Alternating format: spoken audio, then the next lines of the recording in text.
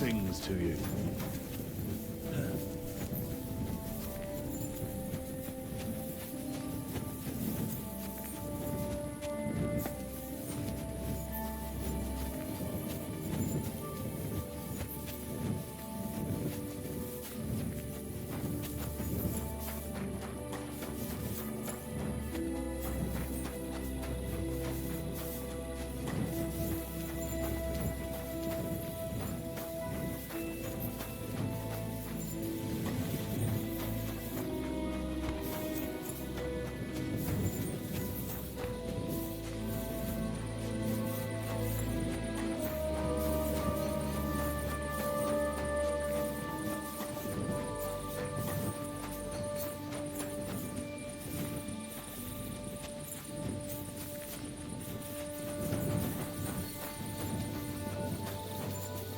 Crone and Maiden standing behind the gate.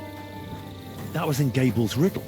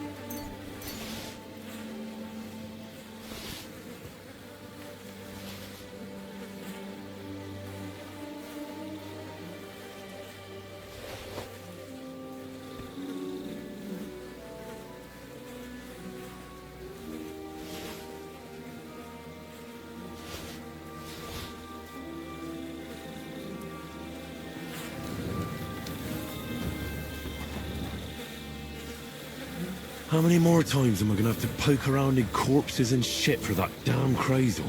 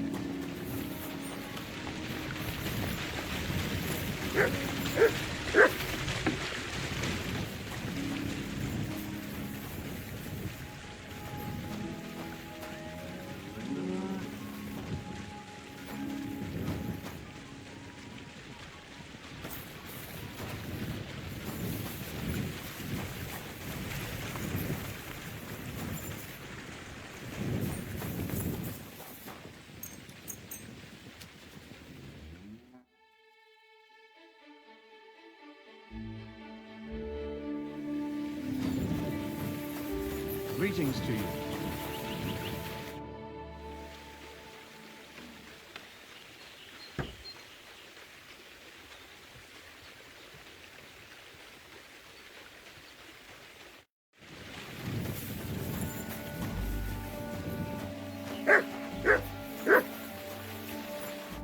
Greetings, my friend.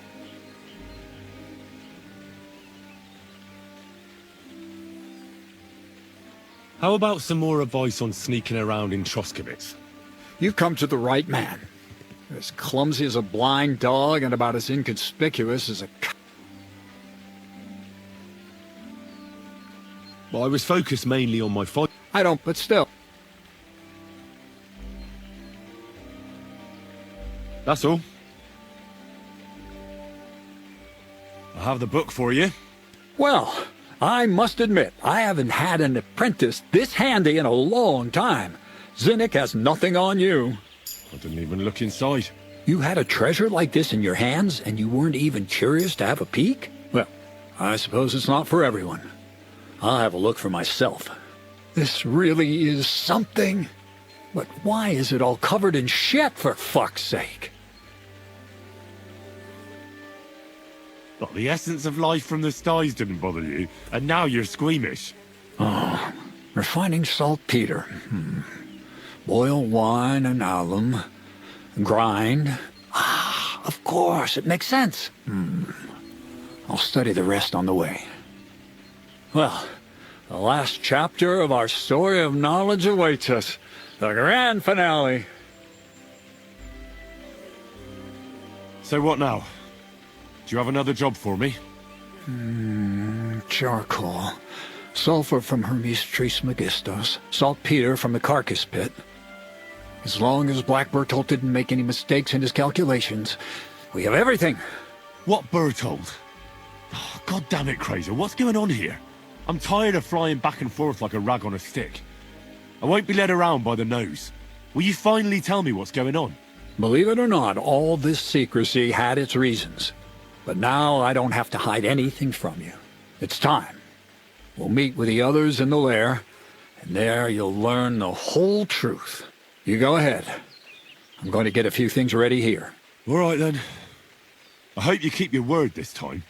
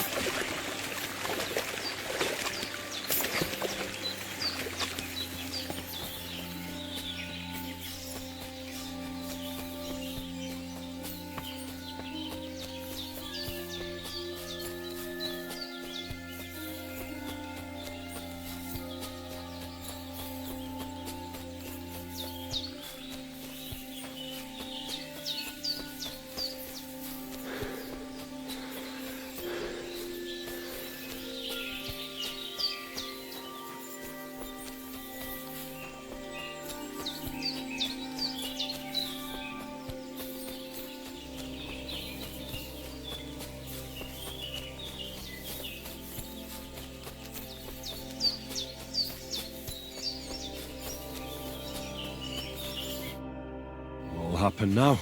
Our last supper, with only one but very filling course, awaits us. Krazel, please. For once, just once, tell me what's actually going on. And rob myself of enjoying your blissful ignorance? Not a chance. Tell me yourself, what do you think is going to happen?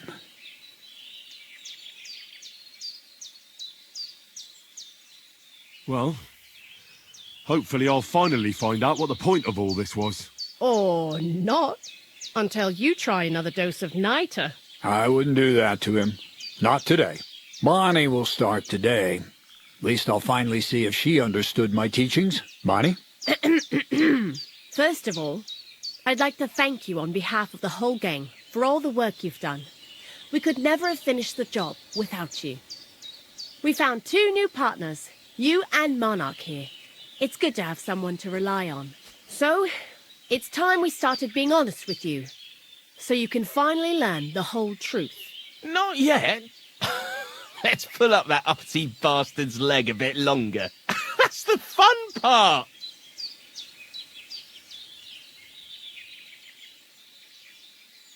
Never mind him. Speak.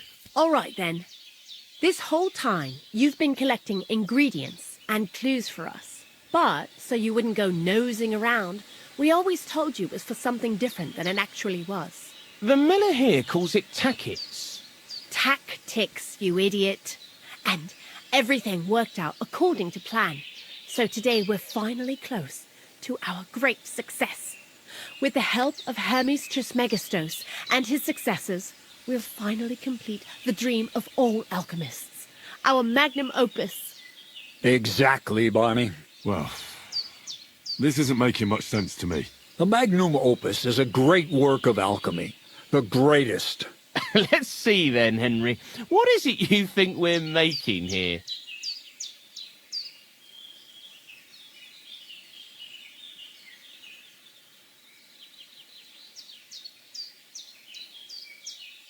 Some kind of weapon?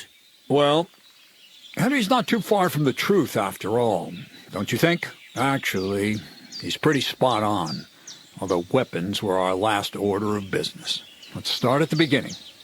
My father was a miller as well, but I was never much interested in the trade. Even as a young boy, I loved running around Lower Samine and investigating everything living and dead. And I had a lot of questions about everything. Then my mother, God rest her soul, decided it'd be best for me to go to study in Prague. As soon as I grew up and gained a bit of sense, I packed my bags and left.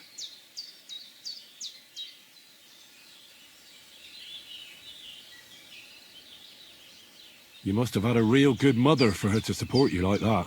I'd say she didn't have much of a choice. My father was always busy, so she was the one who had to listen to all my questions. I met a lot of remarkable people at the university, and my thirst for knowledge kept growing. But in the end, it only took a year of all that pretentious, scholarly blathering and hypocritical nonsense for me to realize I wouldn't learn anything proper there. Most of the students and masters are just a bunch of dogmatic fools. They have their own truth, and those who want to know more or ask the wrong questions fall into disfavor, as was my case. So they kicked you out? I didn't give them the pleasure. I left myself. The most important science is not subject to any religious dogma. And, of course, it's not taught at any university.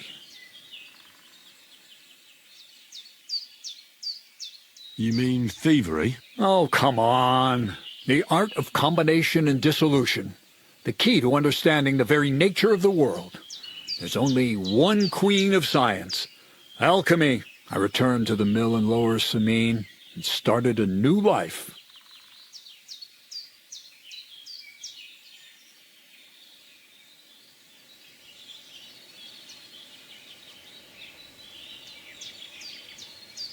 New life? What do you mean? I returned to the miller's trade. My father was old, and my mother had passed away. From then on, alchemy became my true passion. I brought a few important books from Prague. I started with the most difficult thing. I tried to create gold. That was pretty daring of you. As you might expect, it didn't work.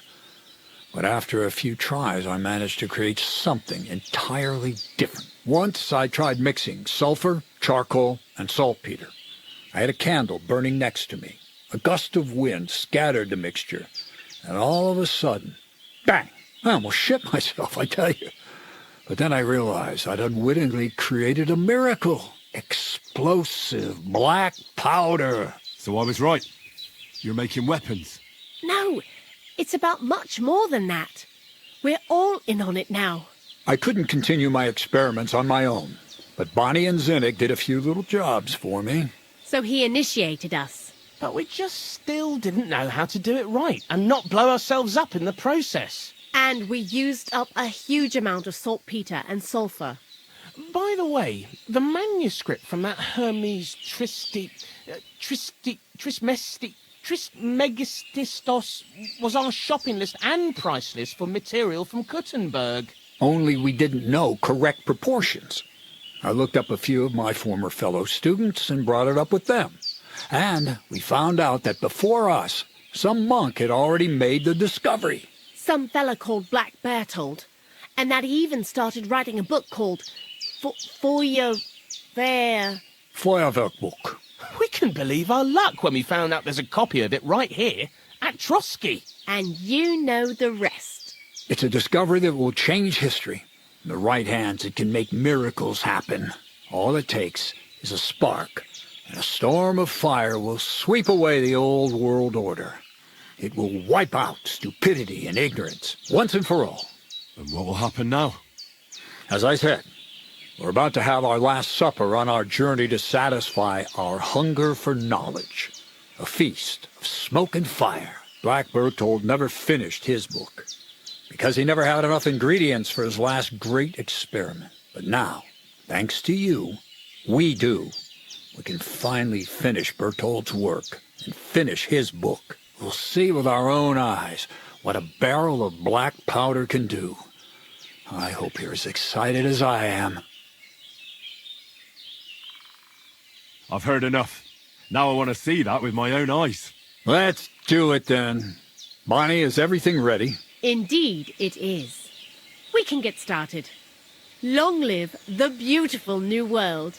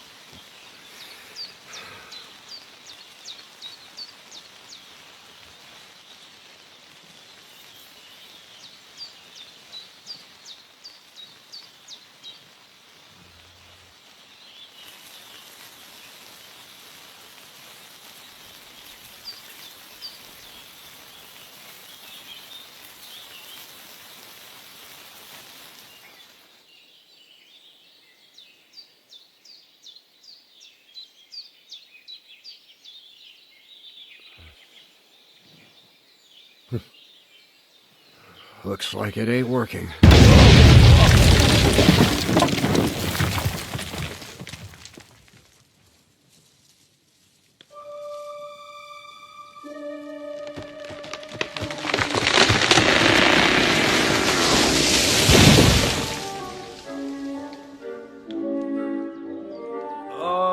I'd say it works just fine. This will change history. What? I can't hear a thing. But I'd say it works just fine.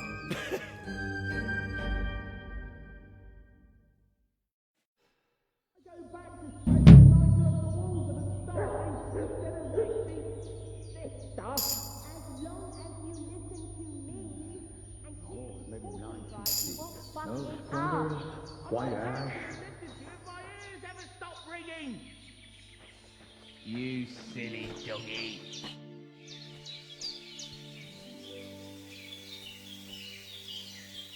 We've been through a lot together. Will you finally tell me more about yourself? Have you not grown tired of all this constant questioning? I've told you plenty already. And if I left something out, it was for a good reason. Well, I know about the university, the alchemy, your desire to change the world, but I don't know anything about you as a person. That's a question I'd like to know the answer to myself. To find yourself and who you really are. Isn't that the only true meaning of life? I have a few more questions about thievery. You know I don't like that ugly word.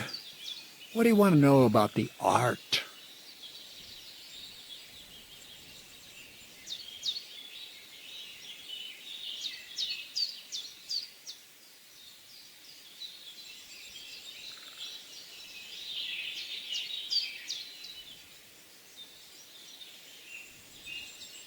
I've been known to be a bit noisy. How do I stay quiet? Only a fool goes robbing in full armor. Better to take off your chainmail before you go climbing through someone else's window. And tread lightly. Not only will you not make a racket, but you just might hear the fellow in the other room get up to take a piss. What should I wear to be inconspicuous? Something dark and drab would be best. It won't exactly command respect, but at least people won't pay you much attention. Who'd notice someone so shoddily dressed? Just don't go wearing fancy clothes around tramps, or shoddy rags around nobles. You have to be like a ghost that nobody knows about. And a ghost shouldn't get their hands dirty, or bloody for that matter.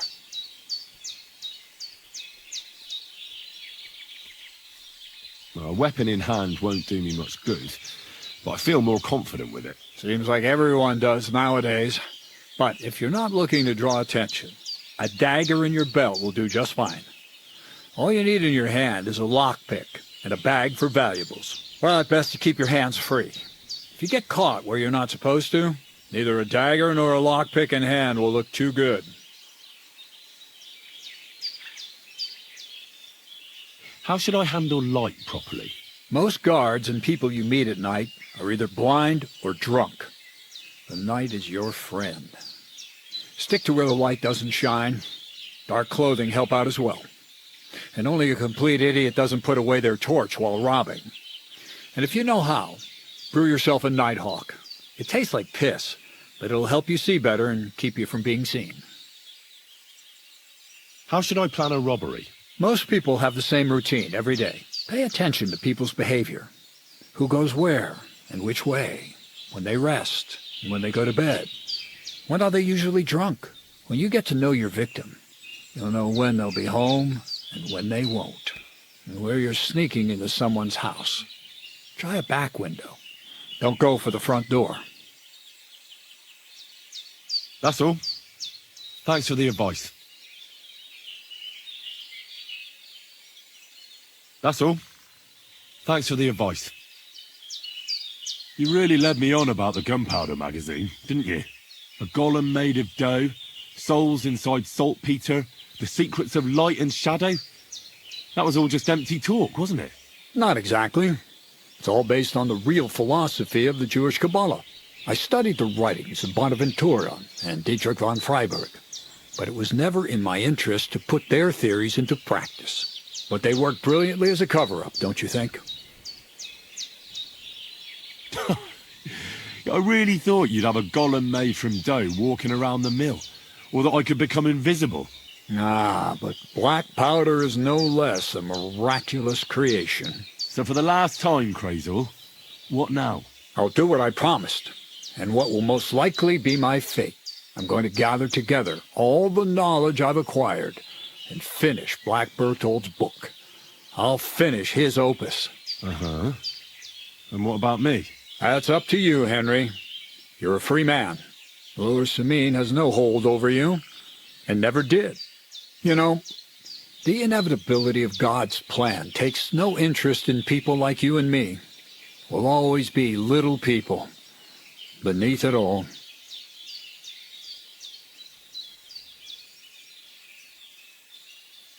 That sounds somehow hopeful in a peculiar way, I'd say. Now I'm even happier about the great thing we've accomplished here. The ideal conclusion, I'd say.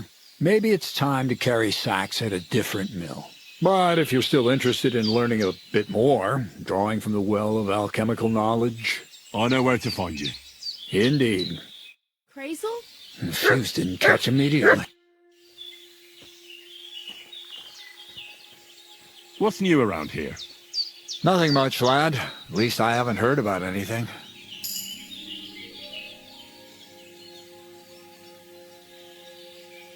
You seem like a reasonably educated man, Crazel. Where are you going with this? Well, I reckon you know some interesting and useful things.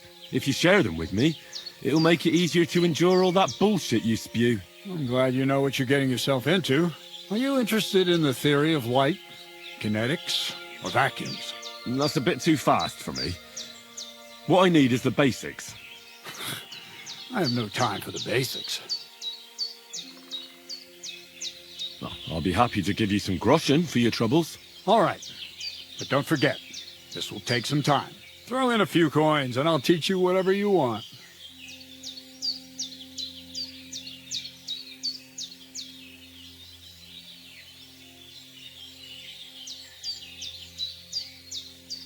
You talk about alchemy like a book. I reckon you could teach me something about brewing potions. We've been through a lot together, so I'm sure you know that alchemy is a noble and serious science. Let's start with the importance of the ratio of ingredients and the proportion of substances, because every potion is different. Let's get to work.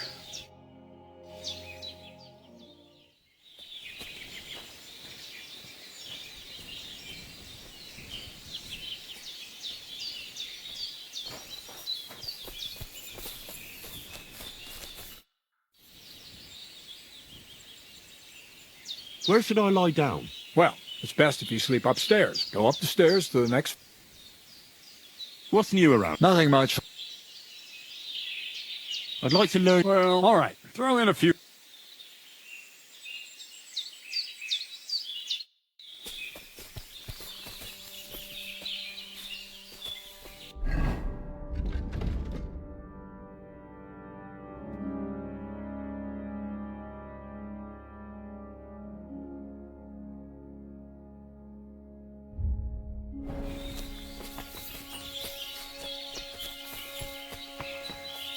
What are you doing here?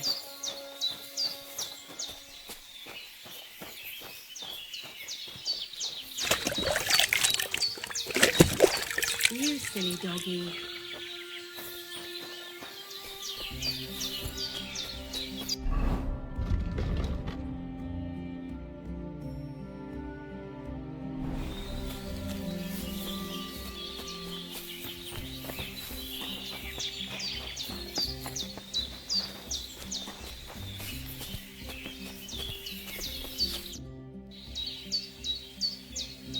So how about that book of yours, Crazel?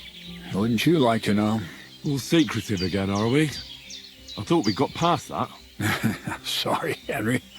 Force of habit. My great work is complete. I picked up where Black Bertolt left off and brought his conclusions to a close. I believe that my work will lay the foundations of a new world where knowledge will forever reign over darkness. Sounds interesting. Could I at least get a peek? Sorry, Henry, but that won't happen.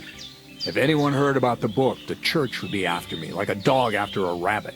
I hid the original so well, even you wouldn't be able to find it. Believe me, I made an effort. You know I'd never tell anyone about it. And what if you were tortured, huh? No. You can never be too sure. I even made an exact copy, just to be safe. That was even more work than we had with the original. So maybe you could lend me this copy? It's no longer here. I paid a messenger to take it to Kuttenberg, to someone I owe a lot to.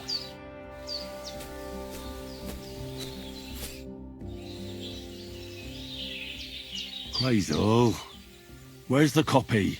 In the good hands of a messenger who'll hand it over to Hermes Trismegistus.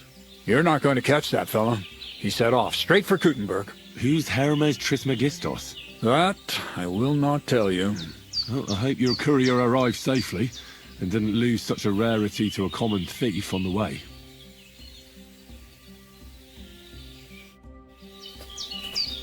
Excuse me.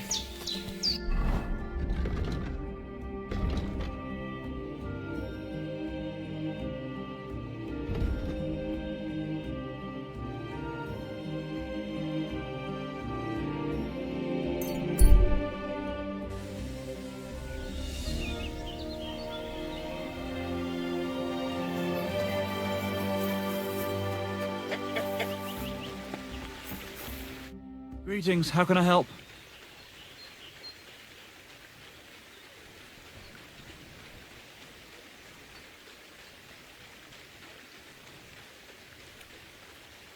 Crazel told me you'd show me how to do a takedown. Then follow me. So Crazel took you on just like that? Surprising. Crazel hardly trusts anyone. He's a smart man. So don't you even think about betraying him. That would end badly for you. Not to scare you, though. That's not what I'm here for.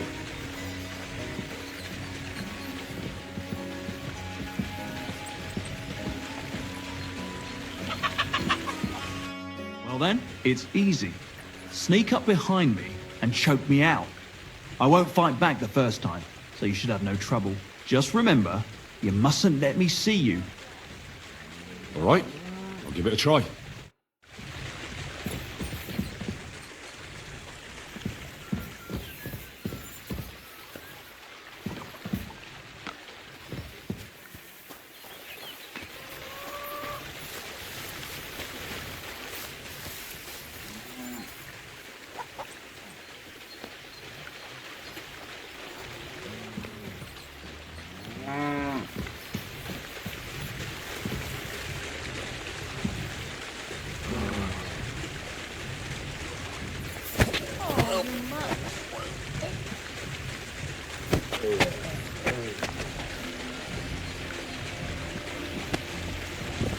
Ouch! You took me down nicely, in such a way that I don't notice. That's how it should be.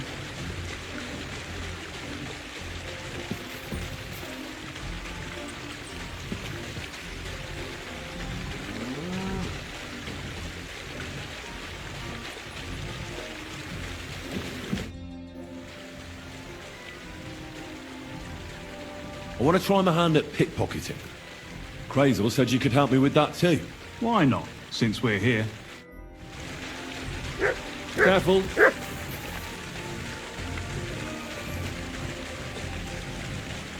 What are you waiting for?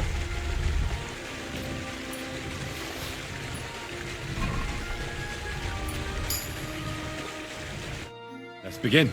Not so fast. You're new here, so here's some advice before we get started. I'm listening. First of all, rich or poor, most folks carry their things in a pouch either in front or in the back. The front one holds keys, coin, and other small items. And the rest is in the back. Exactly. Now, this is important. Don't steal from the front pouch unless you're sure you know what you're doing.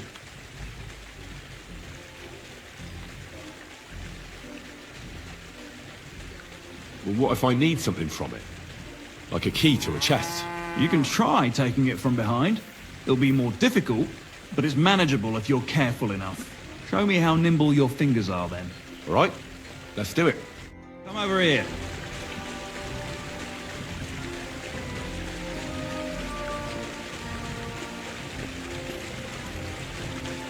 Have you started yet? Tough shit. At this rate, you'll get caught right away. Want to try again?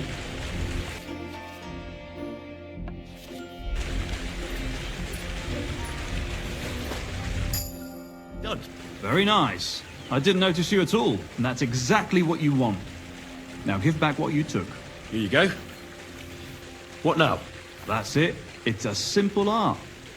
But if you want, you can give it another try.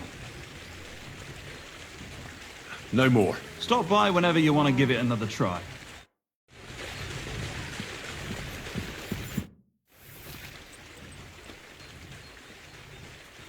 Would you know of any other way to make some extra money?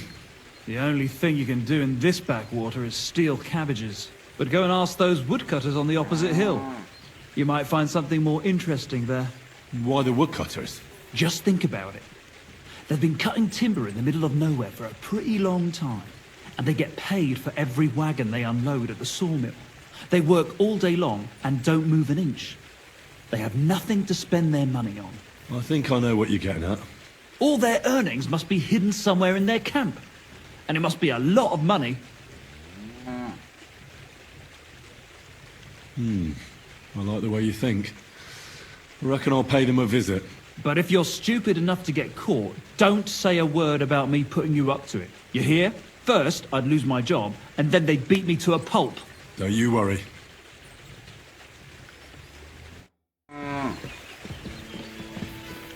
Praise the Lord.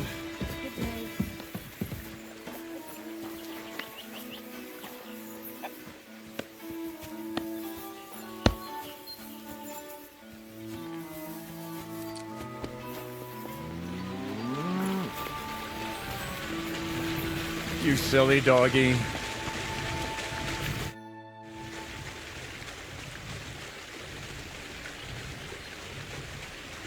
What's new around here? Nothing much, lad. At least I hear you let your hands fight each other. Could I have a go too? Who told you about that?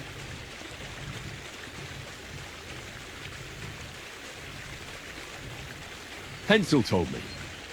He said I can join if you allow it. Hensel did? What a blabbermouth. So can I join in? Well, all right, since you already know about it. Them three slackers of mine ain't exactly had their finest hour in Zhelyov. Maybe they could learn something from you. In Zhelyov? Yeah, I've had a few bouts there too. And I even won. Did you now? Well, you must show them oafs of mine how it's done.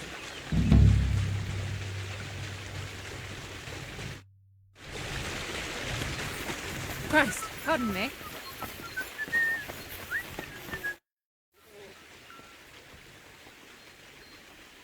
Everything's arranged.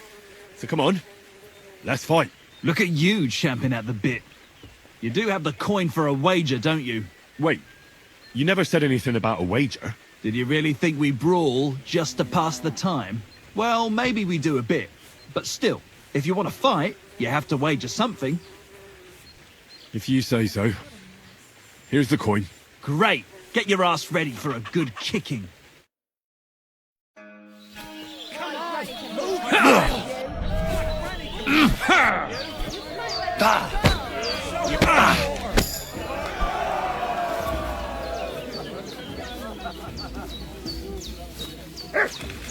God be with you, my friend.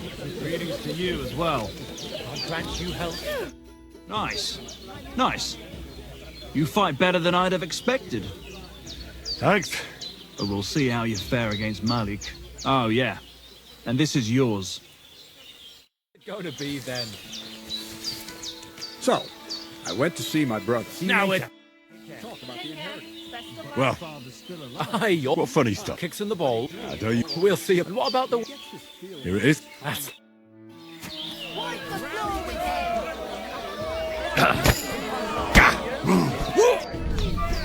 useless. Bang.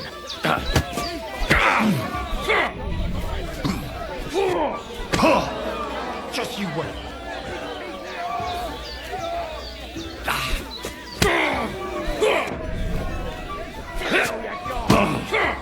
Go fuck yourself. Bang. There you go.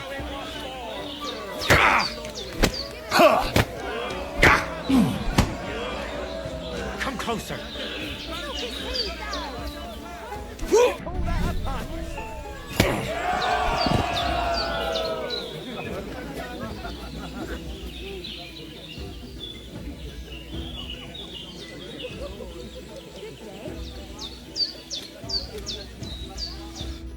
Oh, damn! You gave me the runaround. You alright? Well, a bit of liquor to ease the pain, a bit for the tummy, and I'll be all right. You're going to be much worse off when Vera's done with you. If you wanted to train a bit before then, let me know. I can show you some tricks. And here's your wager. Spend it well.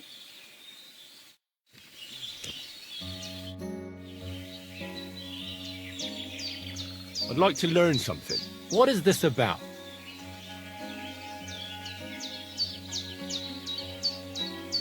I'd like to practice wrestling. Thanks. I'll teach you one trick, but it'll take time to learn it. My turn. What are you waiting for? Come here. So you're the toughest one here? Aye, that's me. Still, it's odd that the miller trains you like that. Don't you think?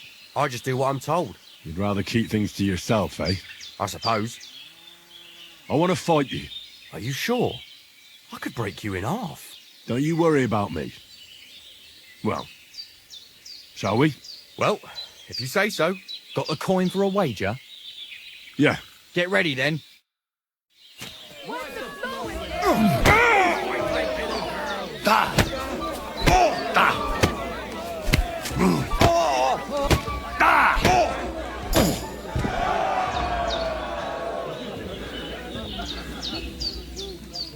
Did you hear about what happened to the big wheel at the mill? Yeah, the place by the Virovka Street. What then? Has the water sprite been up to his mischief again? You could say that. They found a dead body stuck in the wheel on Sunday. You're kidding! Who was it? Some vagabond. God rest his soul. And get this. Mila Boschka. Well, fuck me. A stripling like you, and you whipped my ass. You're full of surprises yourself. Not even Pa swore as much when he whacked his knee with his blacksmith's hammer. Oh, I know. Once a fight starts, my mouth takes on a life of its own. Here's the coin you won, and go and see Crazel. He could send you to Shelioff instead of me. Him off and didn't even rob him. That is strange. I reckon something devilish was involved. You don't see something like that every day.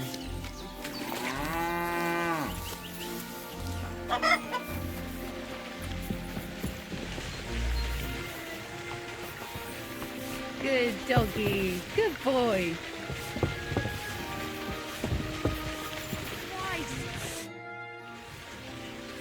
Well, Miller, seems I defeated all the hands you have here. Good work. But it's a shame you didn't show up here before going to fight in Jelyov. I'd have had a wager on you. You know what? Have a few groschen from me, so folk don't say I'm stingy. Thank you. And if you get bored fighting my fellows, look around the woods by Kopanina. Seems there's some peculiar fellow living there who knocks 7 shades of shit out of anyone who as much as looks sideways at him. Near Kopanina, you say? Maybe I'll go and have a chat with him. Seems he's some herbalist or something. But that doesn't seem right to me. The strongest bloke around and he's growing flowers? If that's true, there's no sense in this world at all.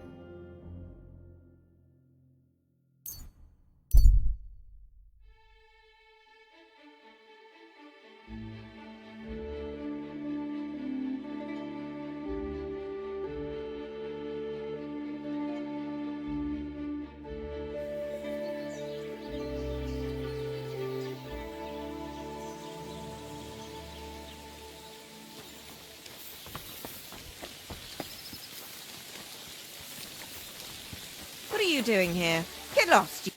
What'll it be? I need a bat. Certainly. I need my wood. Great. Oh, glad. You...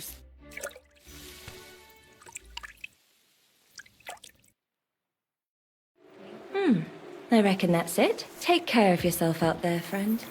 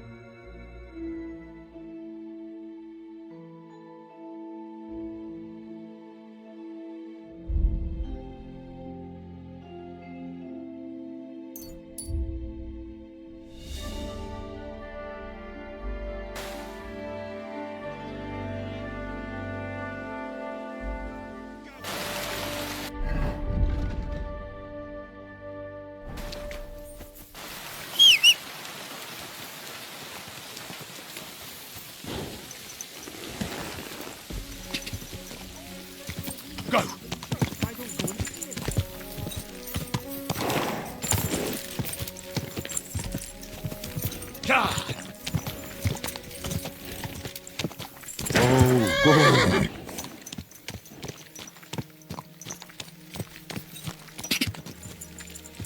Quick!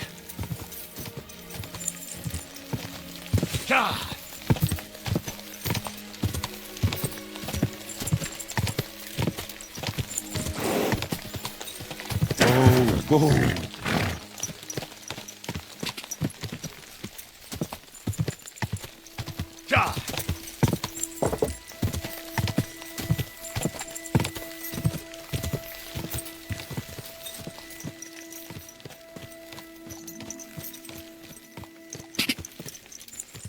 Go!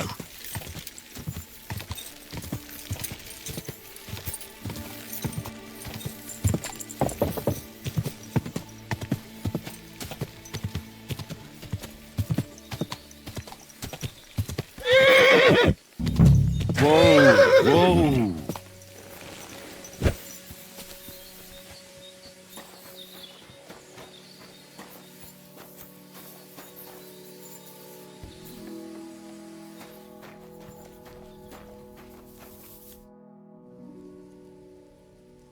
So you're that Grand Master? What did you call me? Who's been telling you stories about me? It's just that I've heard you're the best fighter far and wide.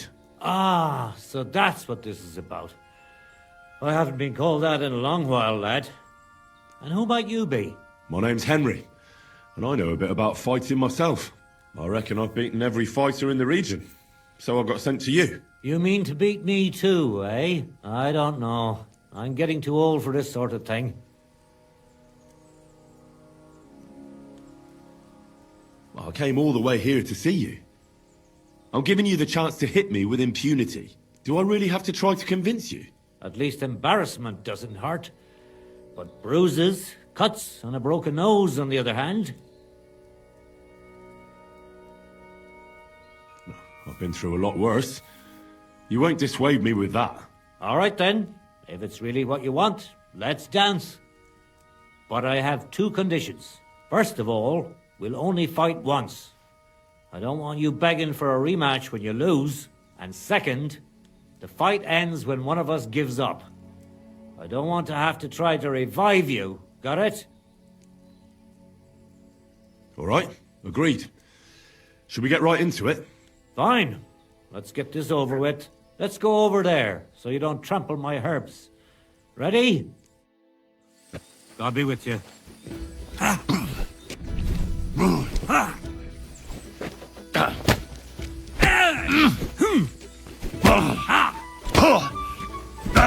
Now that's what...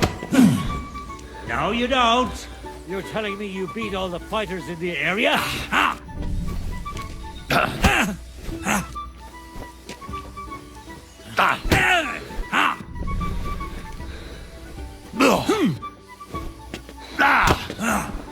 Too slow. So what's it gonna be?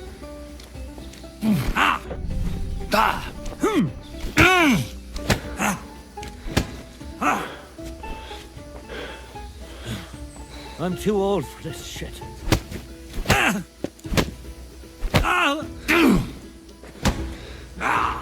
Too slow. You're telling me you beat all the fighters in the area?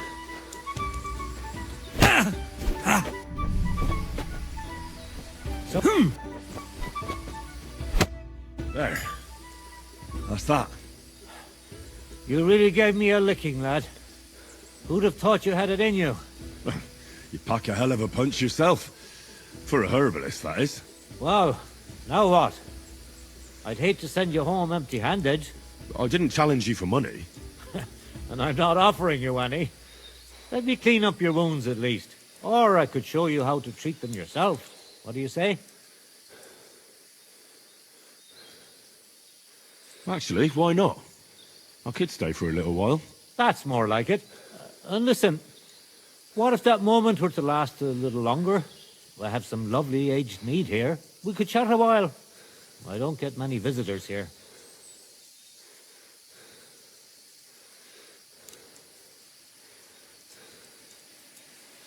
Did you say mead? Homemade, my friend.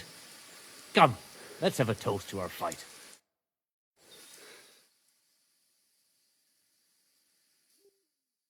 Come on, have another with me. Another one? This'll be the 7th, I think. I'm not a fish. Don't be like that. You can't leave now anyway. You just puke in my flower bed and fall asleep on an anthill somewhere. Well, that's your fault for living in a hut in the middle of nowhere. It has its benefits too, you know. Aye? And what benefits? I'm my own master here. I don't give a flying toss about what's happening somewhere in the village.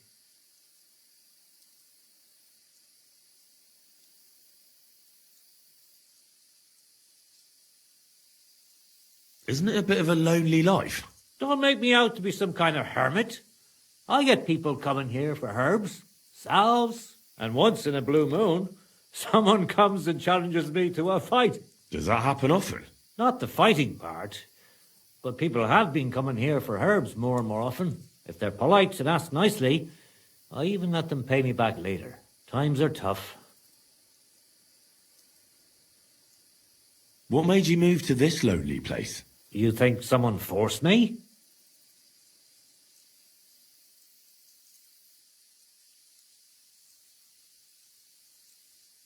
Well, I don't know.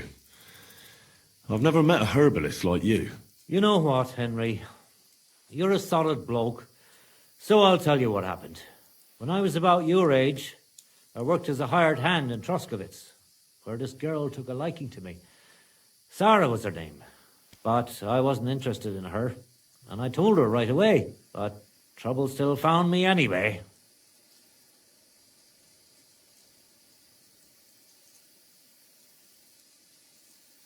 Let me guess. Sarah wanted revenge.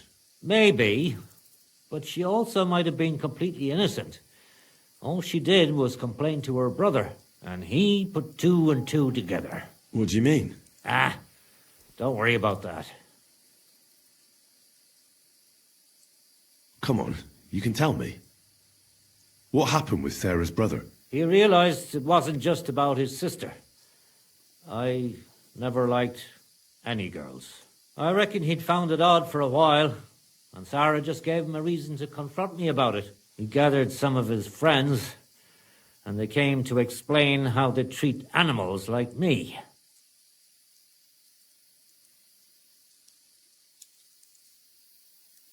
Did that drive you into the wilderness? Not right away. First I tried to settle down in Takov, but my past caught up with me there too. So I went a little further, but it always ended up the same. That's how I ended up here, with my peace and quiet.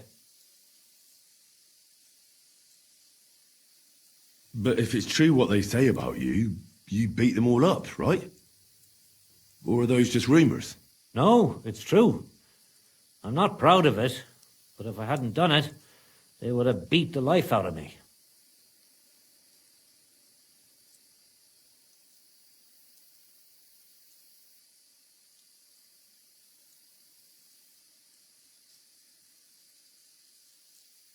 I'm sorry to hear that. But I don't think you did anything wrong to anyone. I reckon you're the only one around here who thinks that. The locals think the worst of me. They don't even try to hide it. But as soon as they have a cut or an itch, they come running for help. And you're more than happy to help them. Doesn't their behaviour bother you? It does. But at least they don't threaten to burn my hut down, which makes a pleasant change.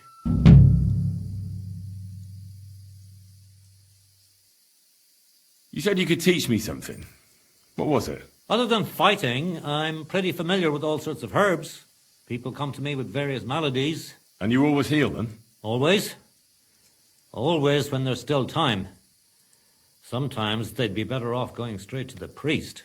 That sounds like it could come in handy. I can't now. Come back later. Teach me a few tricks. I can't now. Come back later.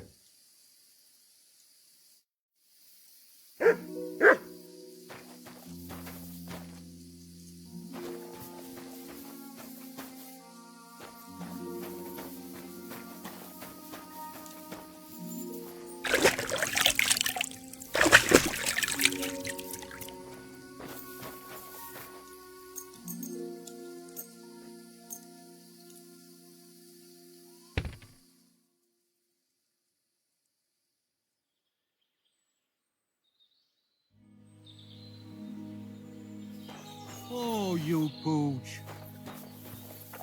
Greetings. What do you need?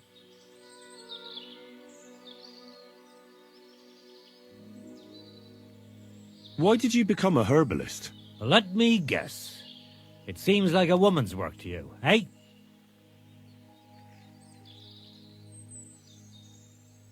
I don't know any men who are herbalists, unless you count apothecaries and charlatans. My grandmother taught me everything I know. She used to take me with her to the forest and told me something about every herb she picked. What it's called, where it grows, and what it's good for. And in the evenings, she tested me mercilessly on everything. If I made a single mistake, I got a slap on the ear. You memorized everything? No recipes? Why? I keep all the recipes in my head and measure out the ingredients by eye.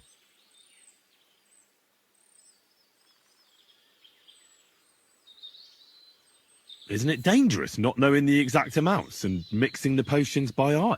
Maybe for me. If I lick my fingers while crushing some herb Paris, for instance. But I've never poisoned anyone yet. Well, at least not by mistake. But people trust you anyway, since they buy salves and healing potions from you. What else can they do? The only real apothecary here is Emmerich, and he charges a lot. Besides, he moved here from the city. Teach me a few tricks. But if I'm supposed to teach you something, it won't be for free. I understand. I'd be happy to pay you. All right. What do you want to know?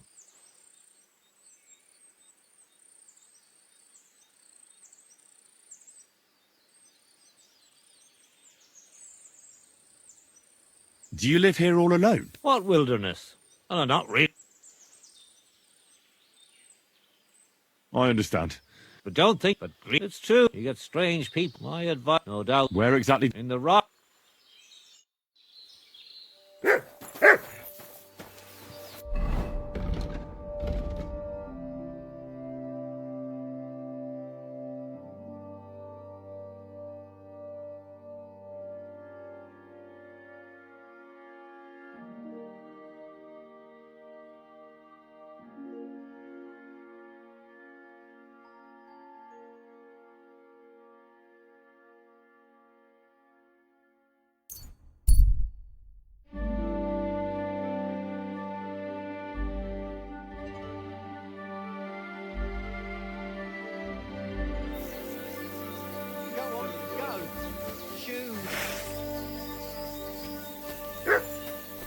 Oh, I wouldn't taste good. Trust me, I haven't washed in a week. Oh, fuck you, That's a good boy. son. At him!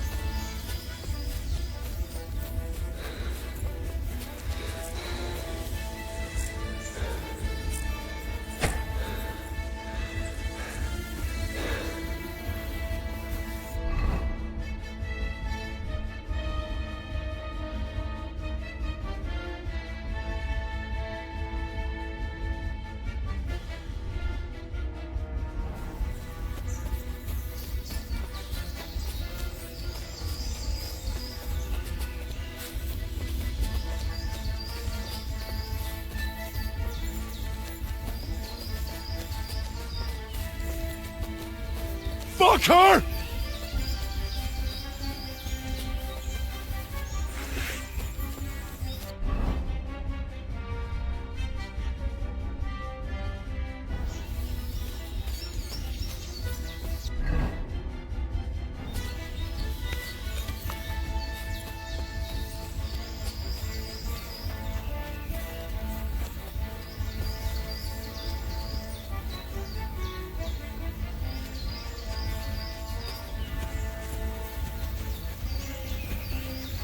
and it's done.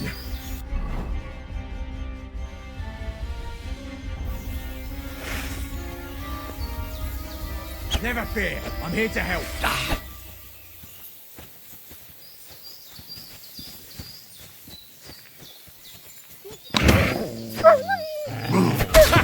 Fortune is on my side.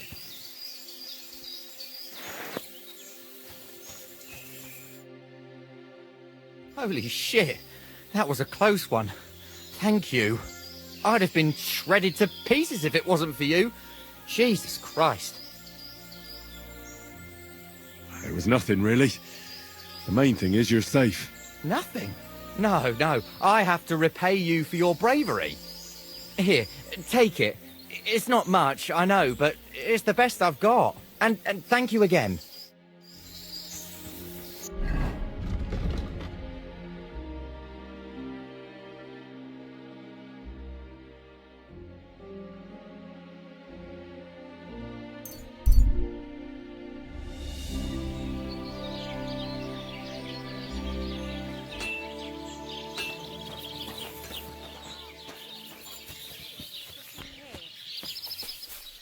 Greetings to you. What would you like, friend? What's new around here? Nothing new. It's quiet here, fortunately.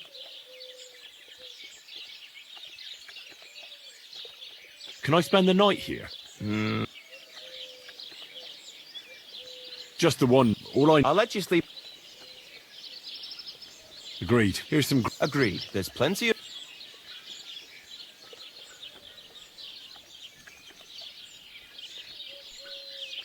I'll have a look at the ware.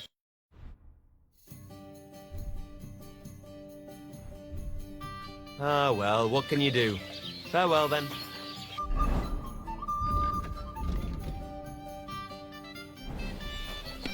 I'll have a beer. Nothing serious. What? You're covered in blood, my friend. People call you the Mouth, right? They say you tell all sorts of stories. I'm no mouth to you. My name is Dunyek, got that? What do people call you then? Bughead? Arseface? I'm sorry, Stenyak. I'm Henry. Pleased to meet you. But you were right about the stories. I could tell you stories so sad they'd make the devil cry. Or would you prefer something so scary it'll make the hairs on your ass turn white? But it's a lot of hard work for me. Now, if you had something to drink or a couple of groschen, that might help loosen my tongue. Why is this all sticky?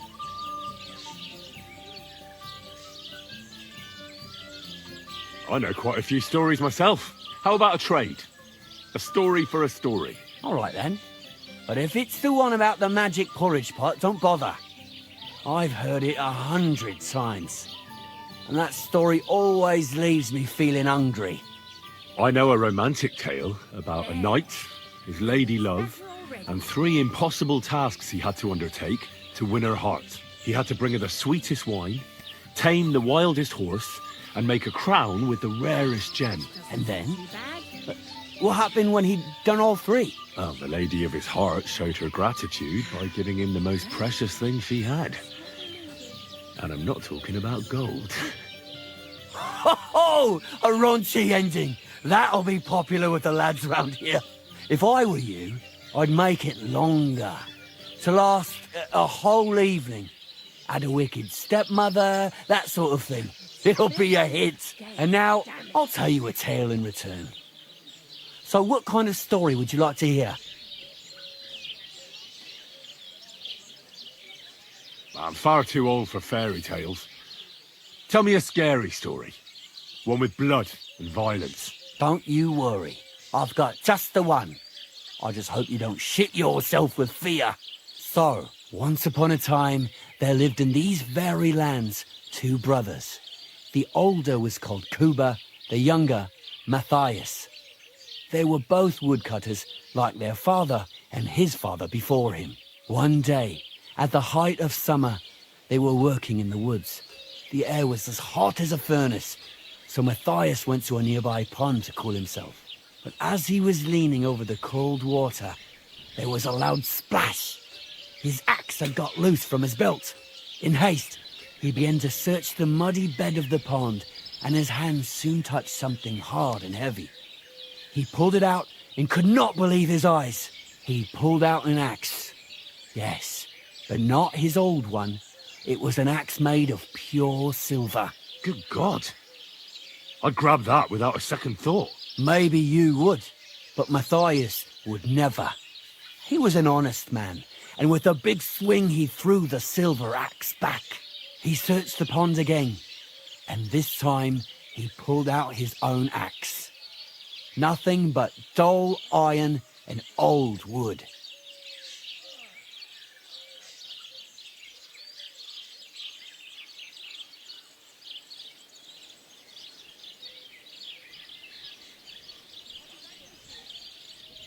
I reckon that was the right choice. Who knows who the silver axe belonged to? Well, quite. Listen on. Matthias was just about to leave when suddenly a water goblin came out of the pond, silver axe in his hands, and he said, "You're a righteous man, Matthias, and for your honesty, you may keep both axes." Matthias, not hanging around for the goblin to change his mind, took up both axes, gave us thanks, and ran to tell Kuba all about it. Kuba, however, was not best pleased with his little brother's fortune. He deeply envied Matthias for his newfound wealth. So, he set out to try the same thing. He ran as fast as his legs could carry him straight to the pond, threw his own axe in, and began a pretend search for it. Yet Kuba had no luck. He pulled out the axe he'd thrown in himself. So he tried again. Tricked by sunlight, he grabbed something shiny, only to pull out his old iron axe again. Enraged, he hurled his axe back into the water and yelled, "Fuck this axe! I want a silver one!" But the water goblin heard his shameful cry and was greatly upset by Kuba's greed. So, when Kuba reached down into the water for a third time, the water goblin seized his hand, pulled him down whole to the dark depths, and drowned him.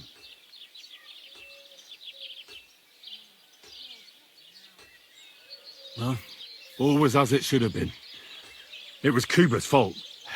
I don't think so. It seems Matthias didn't either. He went to the water goblin and begged for his brother's body so he could take him home and bury him. But the path back from the pond led over a steep hill, and carrying the weight of the waterlogged body exhausted Matthias. He stopped to rest by an old oak tree, and he used a silver axe to cut off a branch that would serve as a walking stick. But it wasn't enough. Somehow, it was still getting harder to continue up the hill. Then Matthias realized it wasn't his brother's body that was weighing him down. It was the silver axe. The axe was the cause of all this trouble. So he started bashing the silver axe against the big stone with all his might, trying to destroy it. Yet no matter what, he couldn't even make a dent. With the last of his strength, Matthias climbed to the top of the hill. He knew he could go no further, so he found a pretty spot with a view over the valley and dug his brother a grave. There, he buried both his brother and the silver axe that had brought such pain upon them. His final act was to stick the oak branch in the ground by the grave. But lo and behold, the branch grew green leaves and became a tree. The locals have had no dealings with the water goblin since then, but some have had the bad luck to bump into him. And when you walk by the pier, where it all happened, you can still hear his chuckling.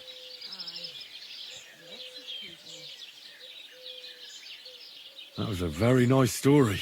Story? What story? It's the truth. Well, why hasn't anyone gone looking for the axe then? Because it brings misfortune. Didn't you listen to me at all? Look for yourself if you wish. Rock Tower Pond isn't far from here. The Water Goblin's pier is somewhere among the reeds. But leave me out of it. I'm fine here with my drink.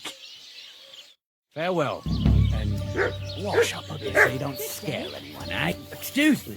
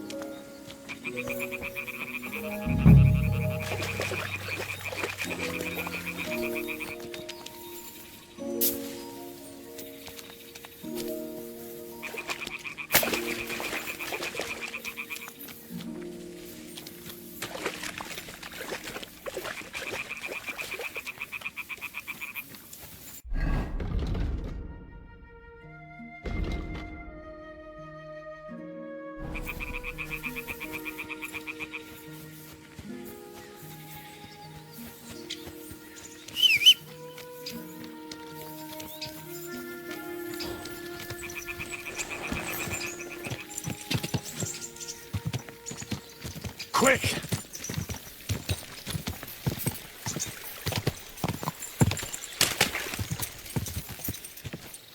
Quick!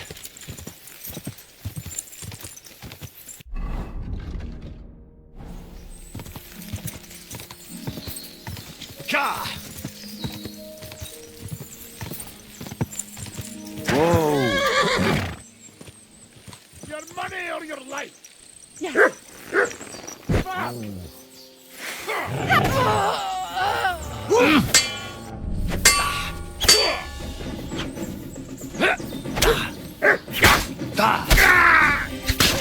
Fuck! Another one!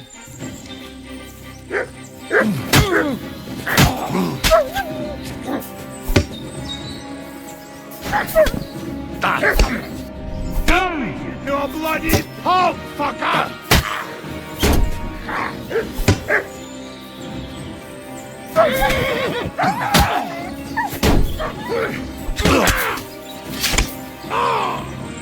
Get what the...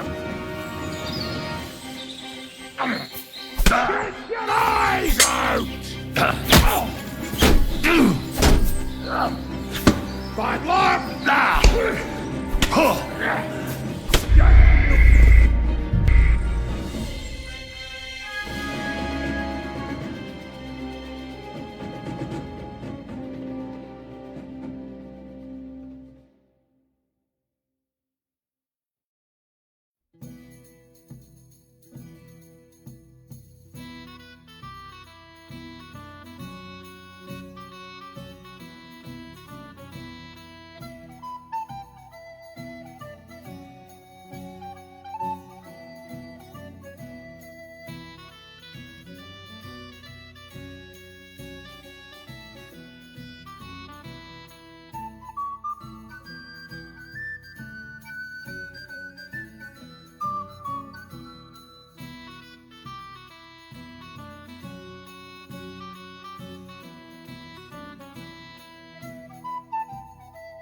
Innkeeper, a beer! God be with you.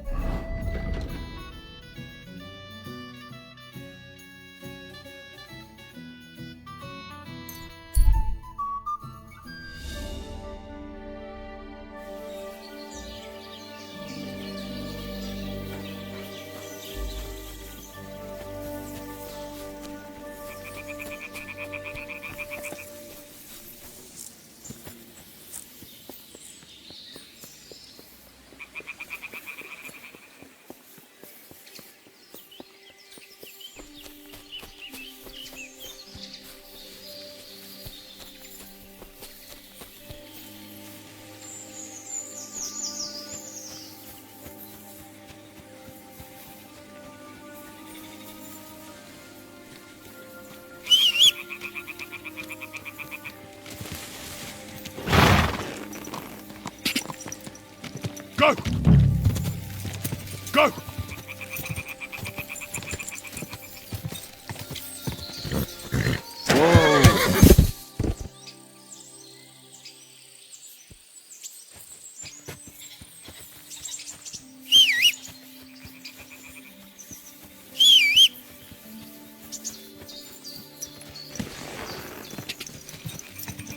God!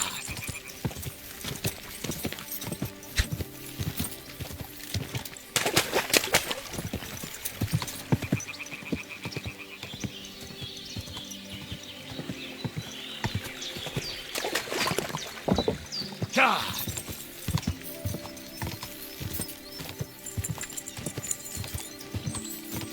Quick!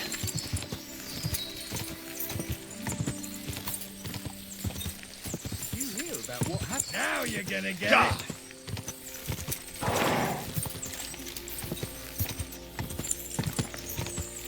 God!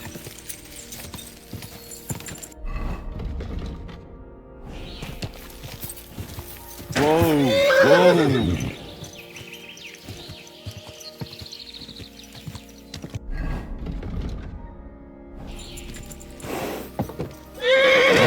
Whoa.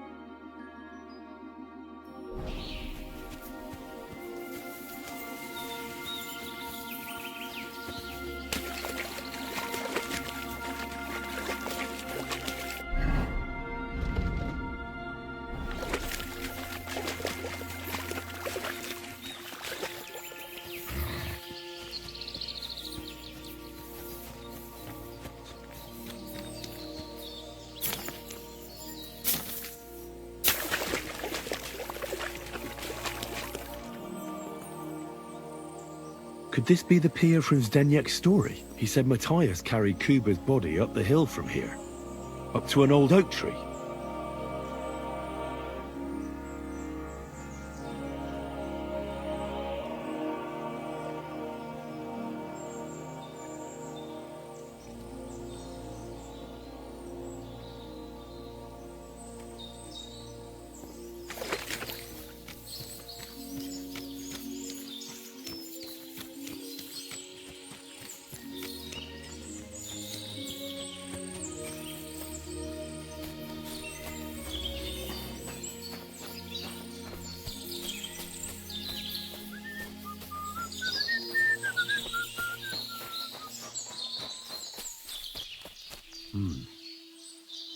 Well, there really is an old oak tree here. But what was the rest of the story?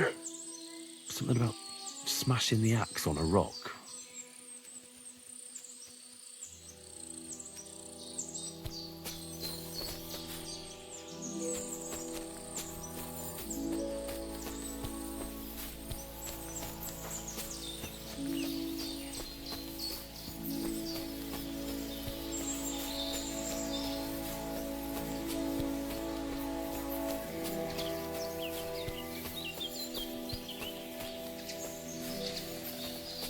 This could be the rock from the story. I'm on the right path.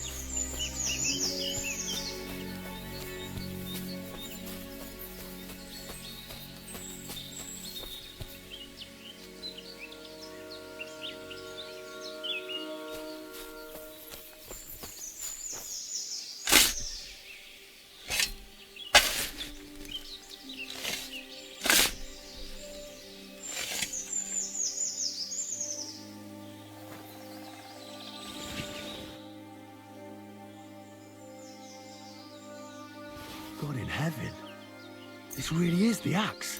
All those years in the earth haven't treated it well. I hope I can fix it.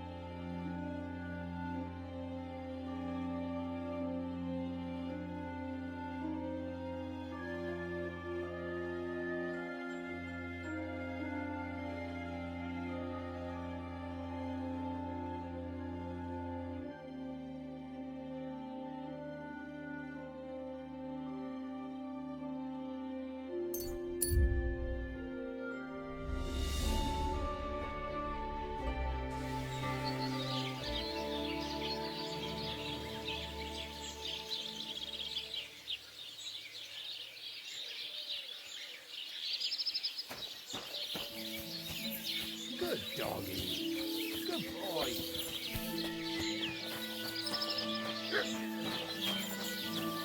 I'll have some wine.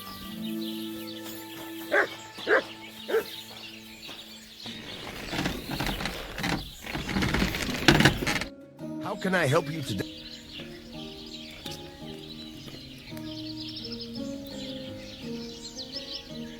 I'll have a look at the web.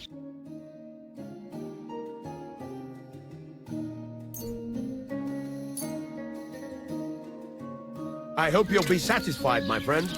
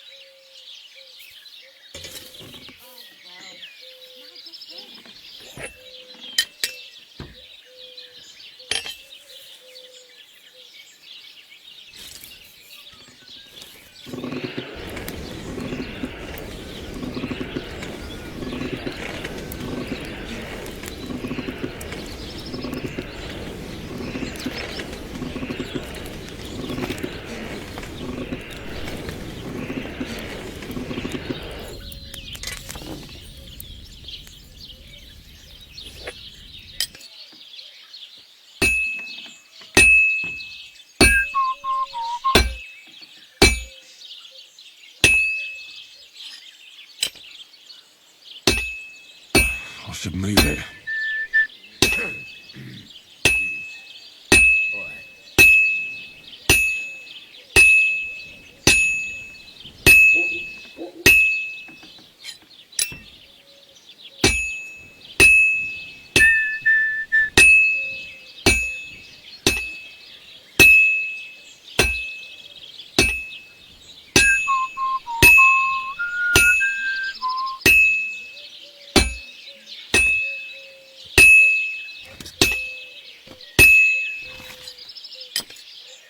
Well, I've got half finished. Christ almighty.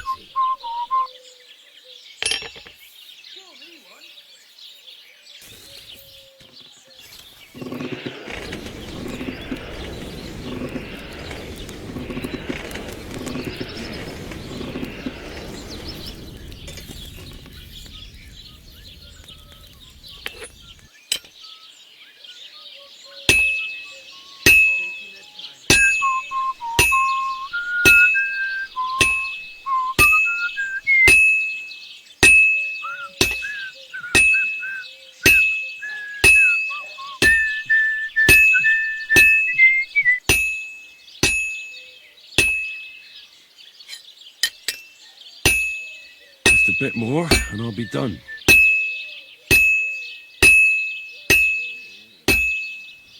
And that's it.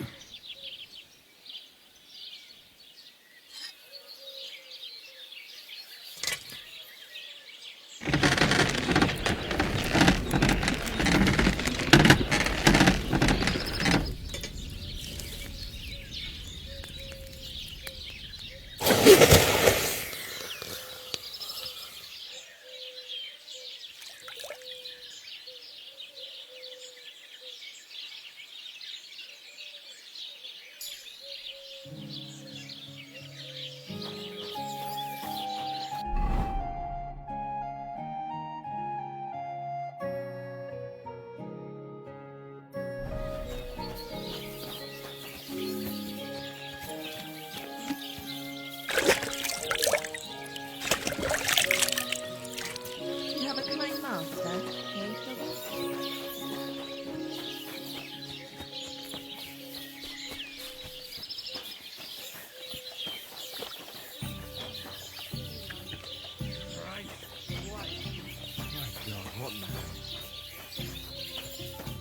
What do you want, you but make it...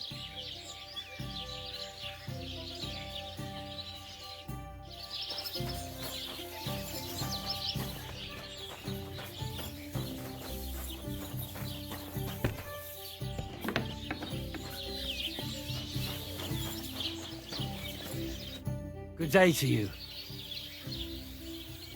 I found the water goblin's silver axe. What do you mean? What axe? The one from your story. 2 brothers, a silver axe, a water goblin. One brother got the axe, the other got drowned. You know. Wait, so you actually found it? Do you have it? I have to see it. Here you go. It's not possible. Where did you find it? I just followed your story. I found the pier by the rock tower pond, then went up to the old oak tree, then the big stone beside the road. Doesn't really look like a woodcutter's axe. Are you sure this is really it? But you didn't say it was a woodcutter's axe. You only said the water goblin's axe was silver. I did, but still. In all the years that story's been told, everyone thought it was just a fairy tale for children. It has 4 different endings nowadays. When Johann and Jaleov tells the tale, it's about 2 sisters, and the water goblin grants one of them a pair of silver slippers. The other sister was jealous, but she didn't bother with the water goblin. She found her sister straight away and pushed her off a cliff in Apollonia. It's the same story, but Johann gave it some extra colour. Best not go looking for the slippers too. Although, with your luck... It was good to see you, my friend.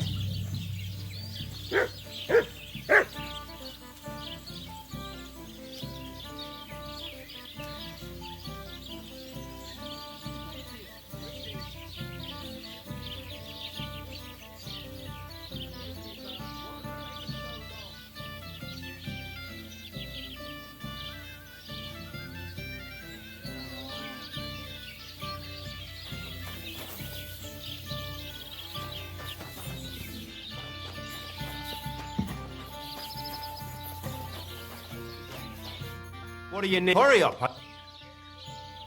What's new? Nothing new. It's quiet. Where should I... You can sleep. What's new around here? Nothing new. It's quiet. Would it be No. What a load of... What will it be? What's new? Nothing new. It's quiet. I'll have a look at the...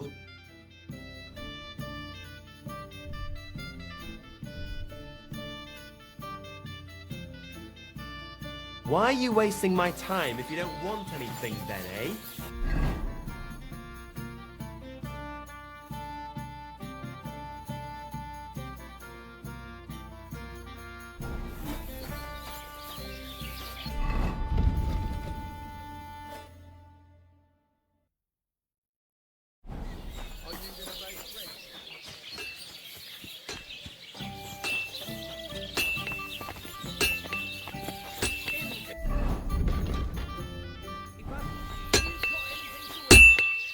What do you want? You speak up or get lost.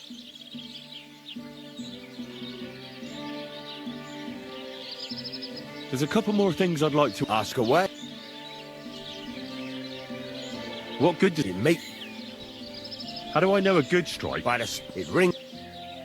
What's the right? Do it till it. The main foot don't. Why should I? If you keep but jump the best. Thanks. Why not? Why don't you? Damn. Then get it. I'll be happy to sell you something. What's new around here? Try asking. I heard a woman. And wouldn't you know what she... No. And that sounds interesting. All right. Damn. I haven't. Then I'll be happy. I need some... Where are you? Great. I'm glad you found what you were looking for. Take care, friend.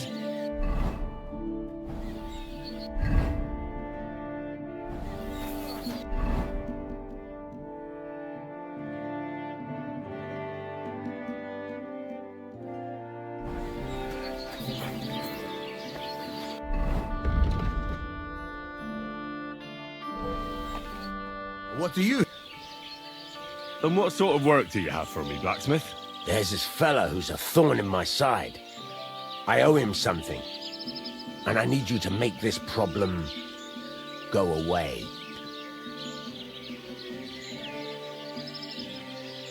What is it? I'm listening. His name is Tomcat. He's a swordsman, a real tough fella who can bend steel with his bare hands. I met him at the tavern once, and I promised him I'd make a sword that he surely won't be able to bend. So it has to be made of Damascus steel, you understand? That isn't exactly a simple task. You know how to make something like that, Radovan? God's nails. That's just the thing. I was so boozed up, I made a wager with him that I could definitely do it. This is about honor, you understand? I'd like to know where you're going to get your hands on some welded steel. Relax, lad. I've got it all figured out, as it happens. There's this old hermit called Ambrose, living in Apollonia. And he can pray for us? God's nails, let me finish talking. The word is, he was fighting heathens years ago in faraway Andalusia, and folks say they saw this interesting broken sword in his hut. From the description, it seems our peculiar hermit has a real Toledo blade. Welded Spanish steel? There's nothing better for a sword. See now? You do understand. But there's a catch. Naturally. They say that Ambrose the Hermit has changed a lot recently. People from far and wide used to go to him for remedies and blessings. But now he won't see no one. I even heard he made a pact with the devil. And there have been other strange goings-on. What strange goings-on? I heard something in the tavern about some apparition. But that's all I know. With the devil? Why would the hermit make a pact with the devil? No idea. It might just be old wives' tales.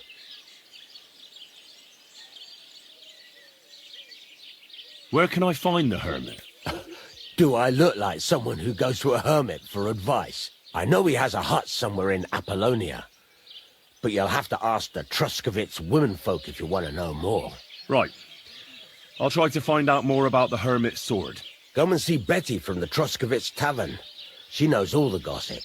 She'll definitely tell you more about the hermit. But Henry, if there's any truth in that pact with the devil, don't get caught up in it. The best sword in the world isn't worth eternal damnation.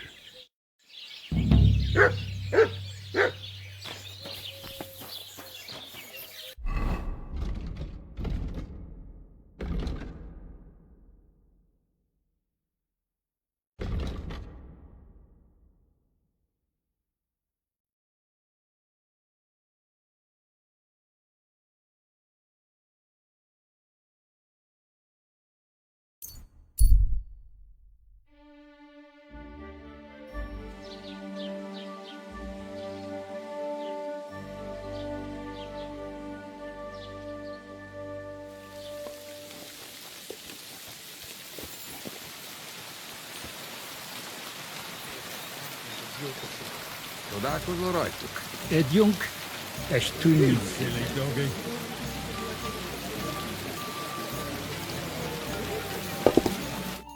Greetings. Do you need something? I need some advice. You want some advice? Here's some for free. I catch you fighting here again, and I'll spank your bare ass like a brat. I said I'm sorry. But the Cumans are still stinking up the place. Down to business. I don't have all day for you, so what do you want? I promised Radovan the blacksmith I'd go and see Ambrose the hermit in Apollonia.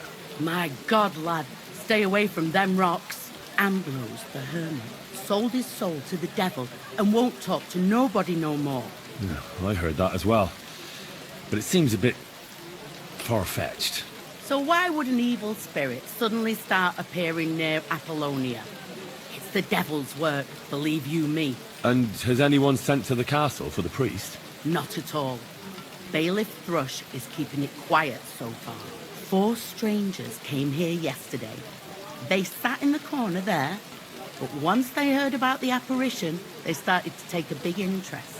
What strangers? They looked like monks, only they had daggers concealed under the robes.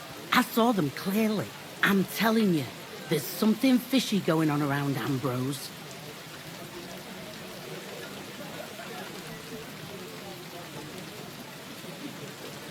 I'd like to get hold of that broken sword of his. You'd hazard your soul for a piece of iron? Fool. I'd think long and hard before doing anything if I was you. Because this reeks of hell. I'd like to ask you about that. How do I get to the hermit? You're asking for trouble, lad. But all right, if you insist, you go through Apollonia, along the path, below the rocks, till you reach the point where it crosses the stream. And from there, you take the path uphill, to the left, leading into the rocks. Who's this hermit fella, anyway? No one knows. He settled in the rocks a few years back. Folk used to go to him for various healing ointments or advice. And what has he got to do with this apparition? Well, he was at death's door recently, bedridden, and then suddenly he's got his health back. Just like that. And he's like a different man since then. He sends everyone who goes to see him packing. Mark my words. He sold his soul to the devil to get better. And the devil sometimes comes here on the prowl for unwary souls.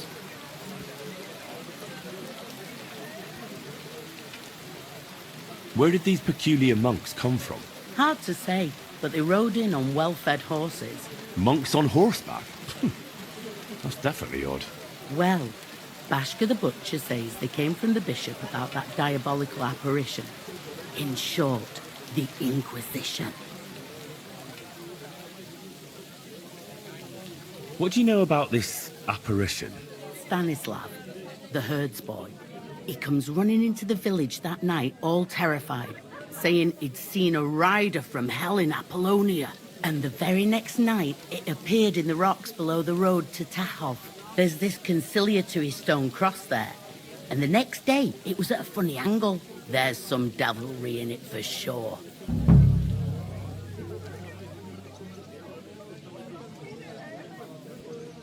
Where can I find the herds boy? Stanislav has a sheep pen in the meadow beyond the Troskovitz graveyard, right above the big crossroads outside Apollonia. And it was the herds boy who saw it by the cross, or someone else? The apothecary's wife, Gerda. Ask her yourself. She's not been herself ever since, poor woman.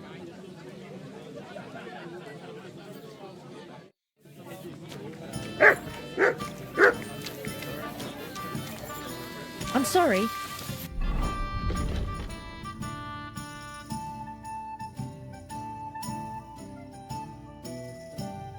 I wasn't paying attention.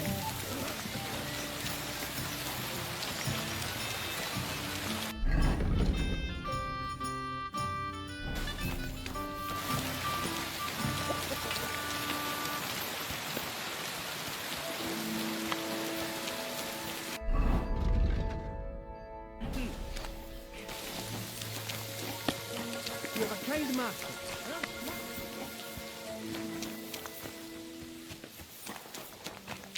Greetings.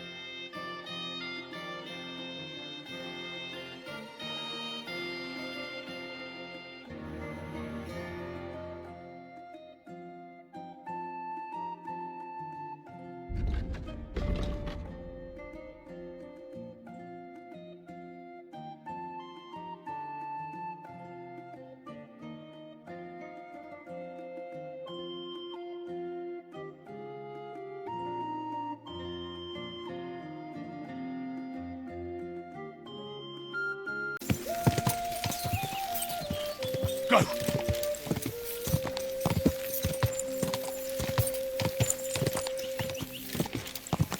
Go! Ja! Whoa! Whoa! Quick!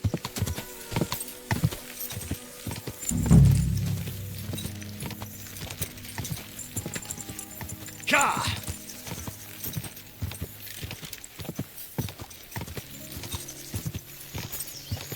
Ja!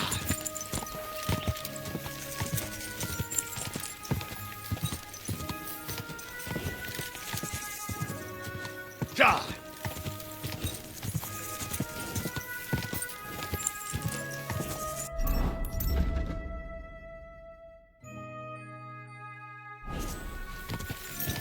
Go!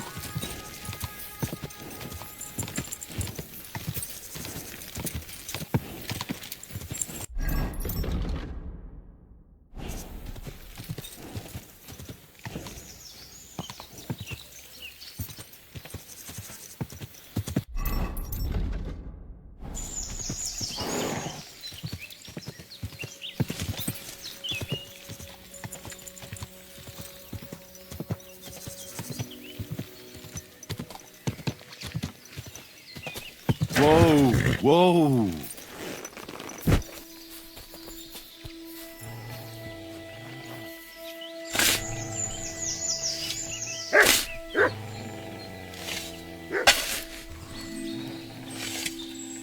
The soil's still fresh.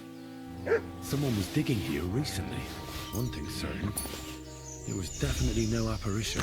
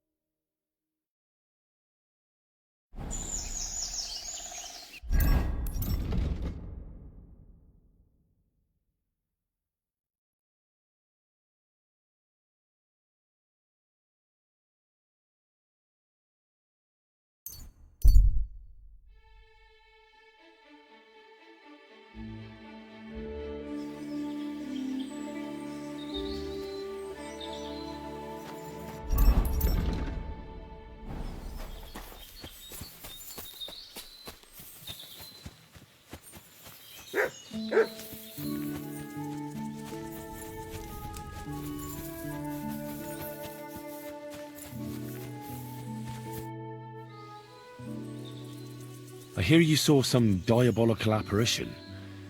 Is that true? Was it the bailiff who sent you?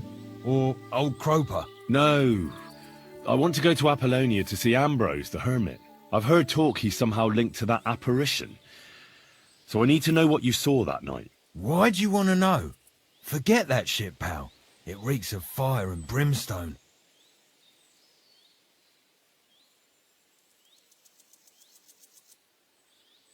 Do you want to roast in hell and choke on sulphur? But I didn't do anything. You're not caring well for your immortal soul. I don't know. One time I carried a lamb all the way to Uyezd for the parish priest. All right, it was the bailiff what asked me to do it, but the good father gave me communion for it. I'm not afraid for my soul, so there's no point trying to scare me with hell.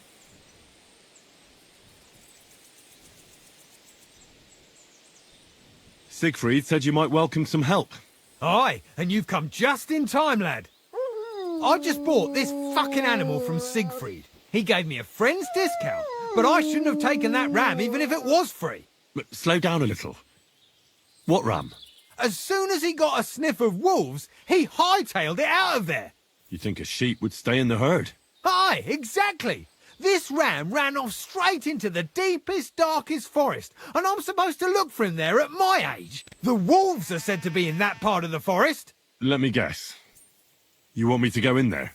A few years ago, I would have gone in there with pleasure and given them a beating. But what can I do now? I'm so old. You're still young. It'll be easy for you. I'll help you. Oh, that would be mighty nice of you. That ram is as dumb as a log, but losing even a single sheep would be a shame. There are some clearings not far from here in the woods. If he's still alive, he'll definitely... He'll come with me? No. How was it with the diabolical apparition? Leave...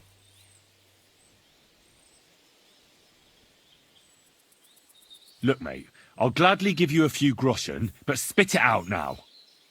Here you are. What did you want to know? What exactly did you see that night at the crossroads? A diabolical apparition. A black rider on a black horse flew into Apollonia. His eyes glowed, and his horse was black as charcoal. He turned this way and that a couple of times at the crossroads, and then darted off into the rocks. To the hermit's place, I'm sure. He turned this way and that? That's strange. Would the devil not know the way? I'm telling the truth. Gerda from the apothecary saw him too. But the hermit helps people though, doesn't he? Aye, he did. Only now they're saying he was at death's door and sold his soul to the devil. And that was the horseman. Why? Why would the old man have sold his soul to the devil and then kept living as a pauper in his hut? Who knows what's going on in them rocks? Some devilish trickery for sure. God be with you, and have a pleasant evening.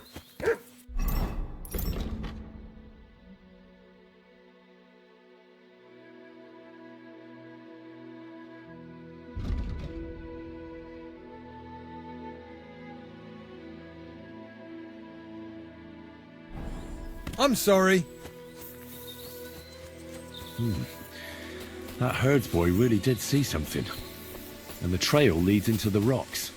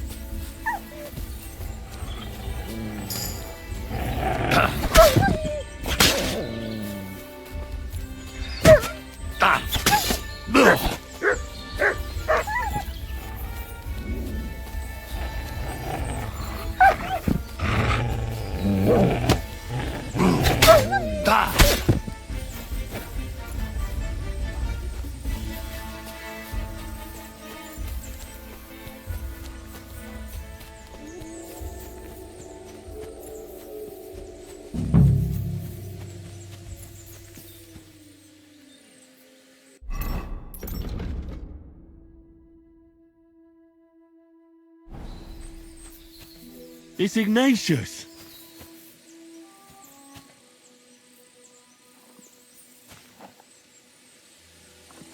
Greetings, Ignatius.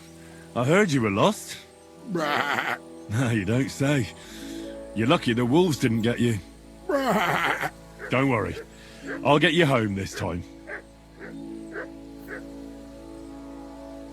These forests are full of wolves. If we run into them, you'll have a choice. You can either run away or fight. Yeah, that's what I thought.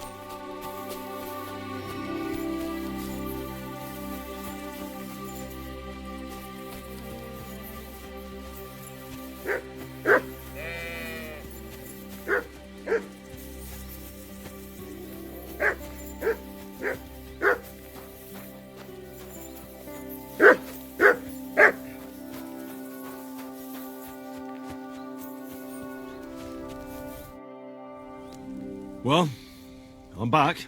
So, what happened? Don't keep me in suspense. So I brought you Ignatius. That's wonderful of you. I thought he'd be done for. And he almost was, too. The wolves were just coming for him. Then you have my admiration. I'd have probably run for the hills. So I deserve some kind of reward, don't I? Absolutely, absolutely. Here, you have everything I can afford. You got that thorn out of my side. Or rather, that wolf from my arse. You deserve it all. Take care.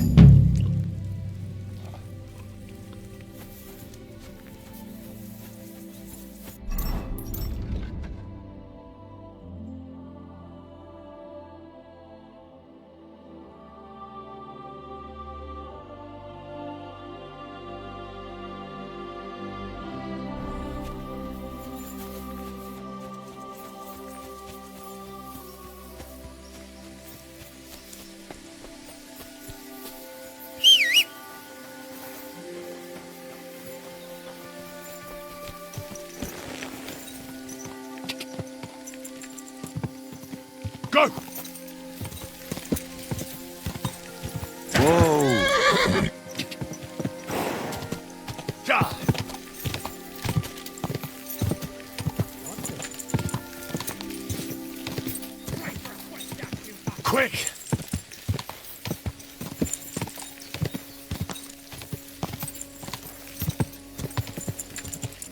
Quick!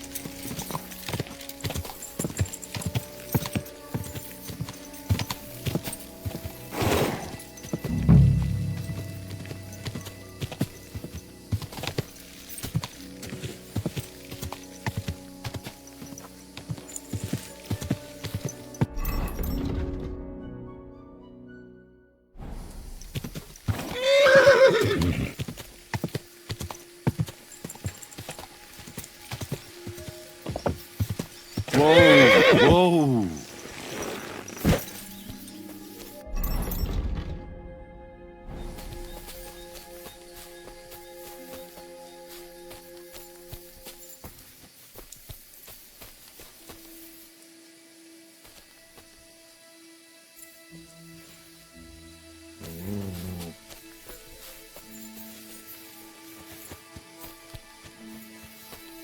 Huh.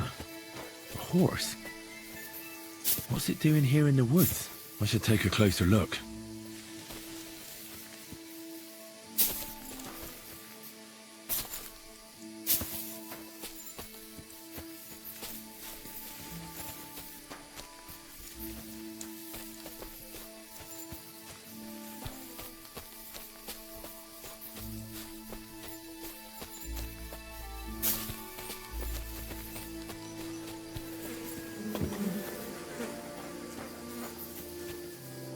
A beautiful horse.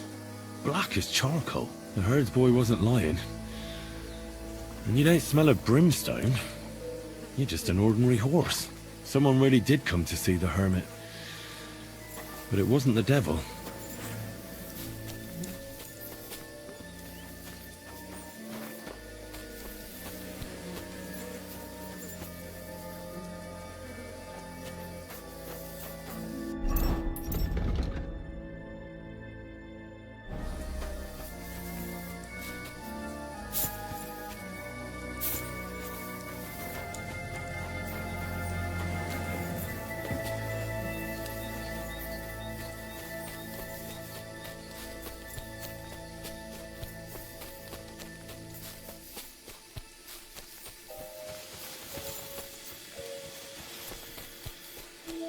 This is the place the innkeeper was talking about. The hermit lives somewhere up here.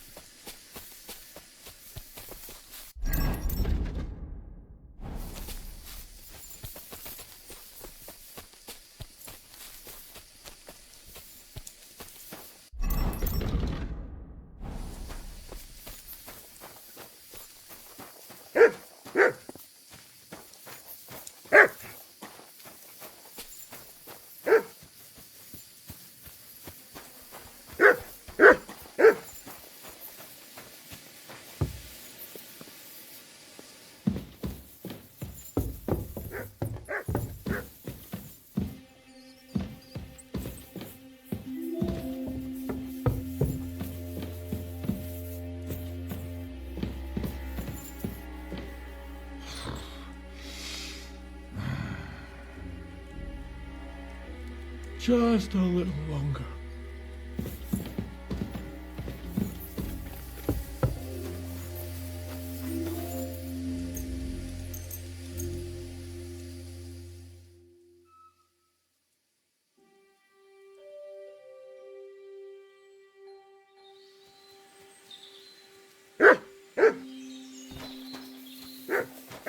Haven't you got anything better to do? Clear off before I lose my patience. What are you doing here? Stop pestering me and get out! What? God be with you, hermit. I don't have time for you. Go away. Folk in the village are saying you've made a miraculous recovery. And since then, you won't let anyone near you. What happened? Nothing happened. I just can't stand all these people coming here and disturbing me. Can't I have a moment's peace?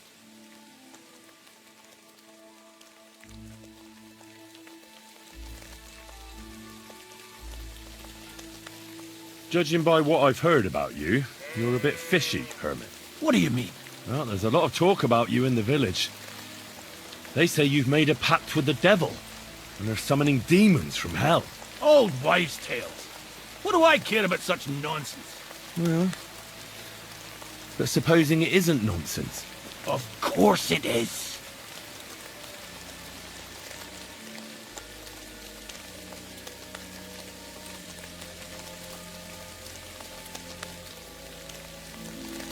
A few nights ago, a herdsboy saw a black horseman ride into Apollonia.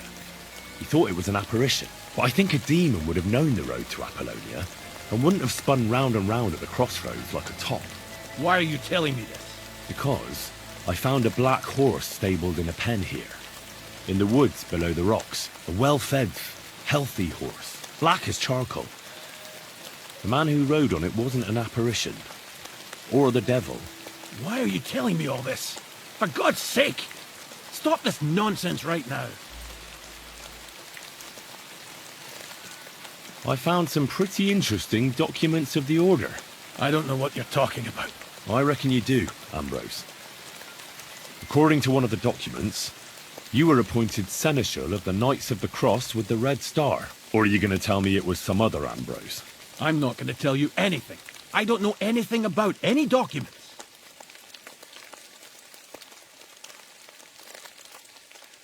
The apparition was seen by the Conciliatory Cross at night. Old wives' tales.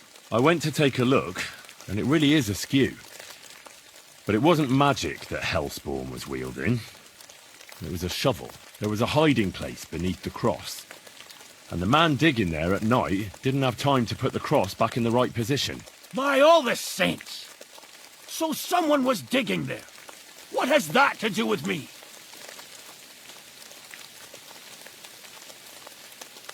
There was a brand new cloak of the Knights of the Cross in the hiding place.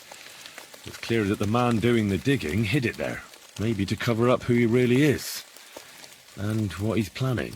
I still don't know what you want from me. What have I got to do with some cloak?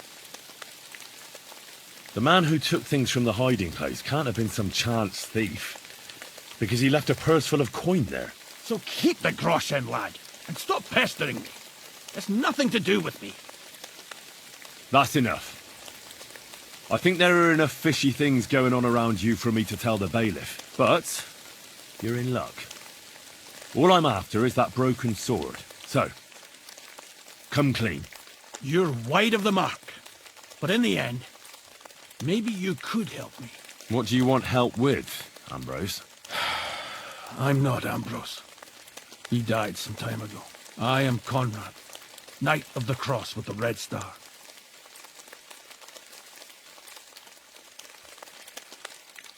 Ambrose is dead, you say? How did it happen? He was an old man. Unfortunately, he was already at death's door when I found him. And you had nothing to do with his death? Of course not. Ambrose was my friend. I'd known him for 20 years.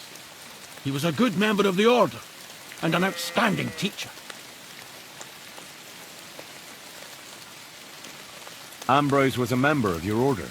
More than a member. He was the Seneschal, second in rank only to the Grand Master. He served the Order for many years before getting into a dispute with the Prague chapter and the Inquisition. Then he had to disappear. I was the only one to know where to look for him. But I came too late. All he managed to tell me was his last wish.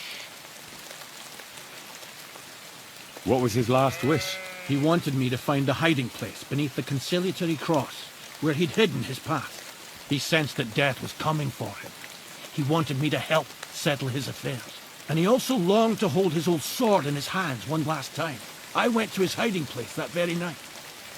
But by the time I got back, Ambrose was dead. I put the blade on his grave, in place of a cross.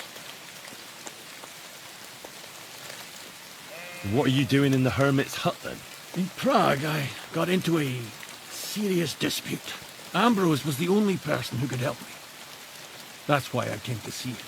I'm guessing that the diabolical horseman scaring people round these parts was you. That was not my intention, believe me. So the sword is on Ambrose's grave. Will you tell me where I can find it? You want to disturb his rest? I just want the sword, that's all. There's no use to him now. All right. I'll tell you where his grave is, if you fulfill Ambrose's last wish instead of me. I can't do it. All right. What am I supposed to do?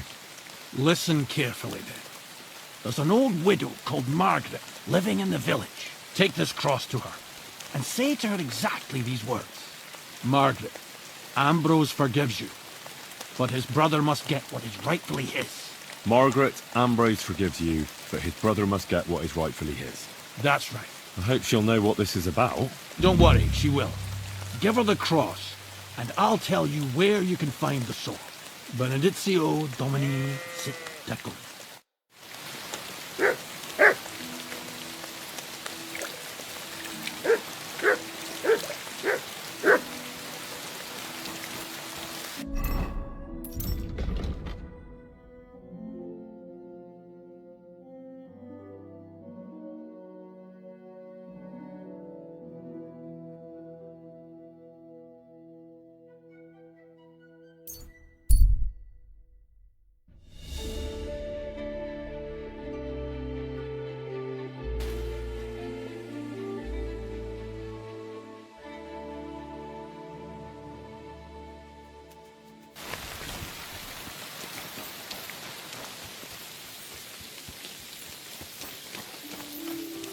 You silly doggy.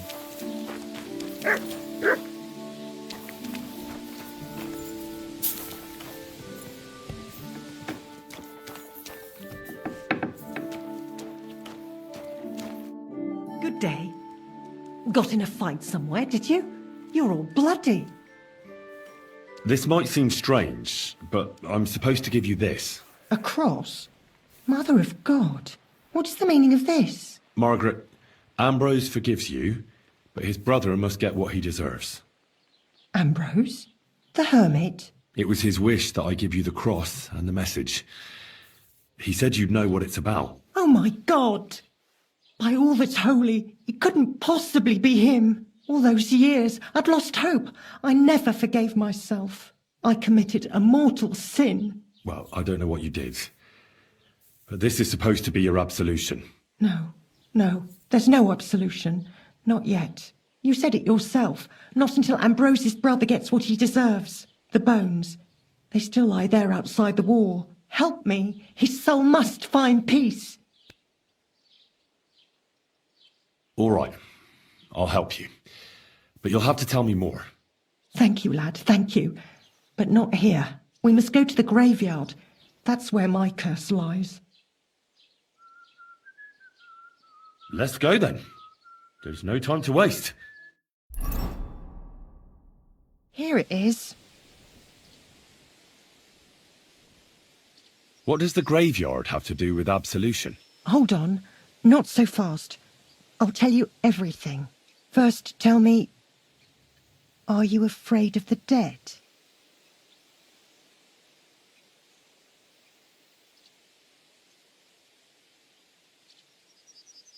The dead should rest in peace, even if they aren't in consecrated ground.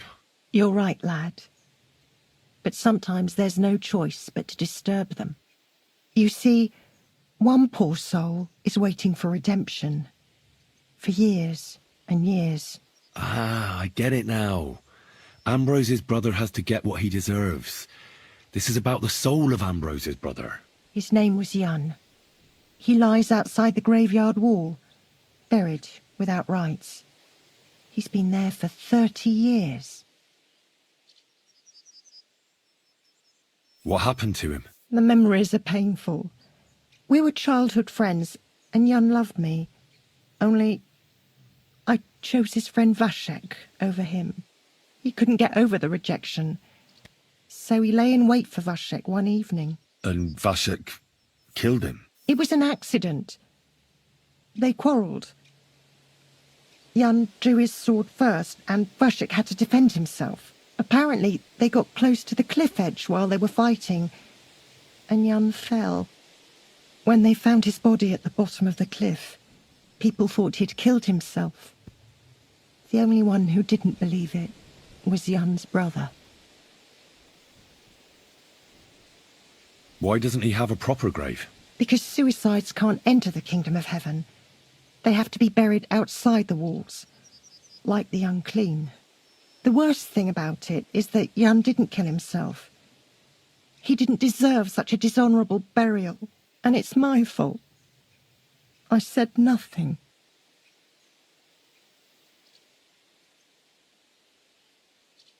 Did you see it? Were you there? No, but I believed my Vushik. He would never have lied to me. It pained him till the day he died, and he lived in fear of Jan's brother creeping up behind him one day and taking his revenge. In the end, that fear ate him up from inside. Why didn't Ambrose avenge his brother Jan's death? He must have realised that you two were involved in it. He went away to Prague and joined an order of knights. He didn't want revenge, most likely. He let us live in peace. But then he came back and became a hermit in Apollonia. It never occurred to you that it was him? No. His name was Adam before, but he changed it to Ambrose. Besides, he got old. And I don't go to the cliffs much. Ah, the conciliatory cross where they saw the apparition. That's to commemorate Jan. His brother Ambrose had it built there. And those diabolical apparitions. It's my fault for saying nothing. God is punishing me for my sins. Nonsense. God wouldn't use a diabolical apparition to scare you, would he? And what's more, Ambrose forgave you, didn't he? Only on the condition that Jan's bones will be laid to rest in consecrated ground. Help me lay him to rest in a proper grave, please. But without telling the priest and gravedigger. Isn't that sacrilege? That's the only way we can put right a terrible mistake. Jan didn't kill himself.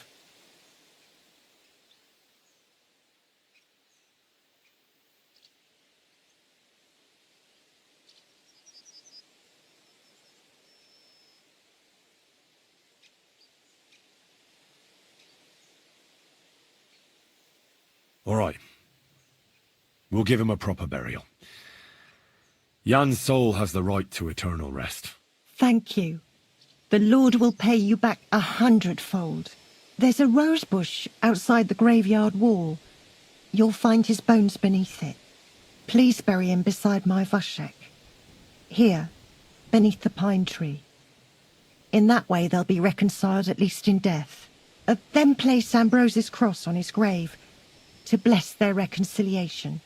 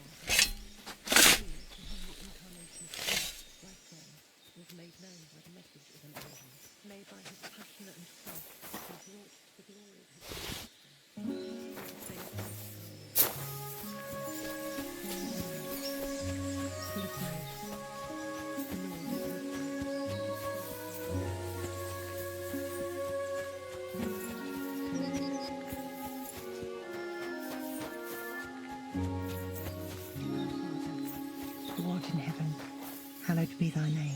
Thy kingdom come, thy will be done, on earth as it is in heaven. Give us this day our daily bread, and forgive us our trespasses, as we forgive those.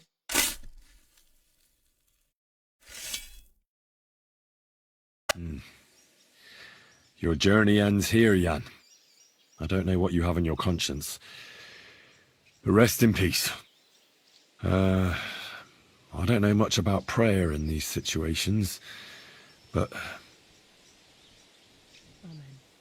Our Father, there are many sinners in this world, but in the end we all face your judgment for what we should have done, but lacked the courage to do. So forgive me this little sacrilege. You know better than anyone that it was the right thing to do. Thy will be done, on earth as it is in heaven, and deliver us from evil. Amen.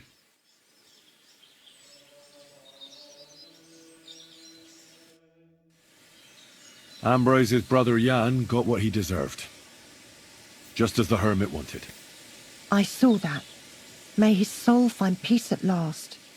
And yours too, Margaret. 30 years. I thought about it every day.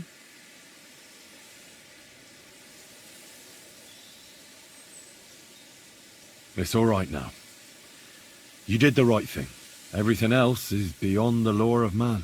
I'd like to reward you somehow. I expect you wouldn't want anyone to hear about all this, right? Well, if you... Will you keep it to yourself? All right. I'll accept the coin, and that'll be the end of it. Thank you again for your help. God be with you, Henry. Take care now.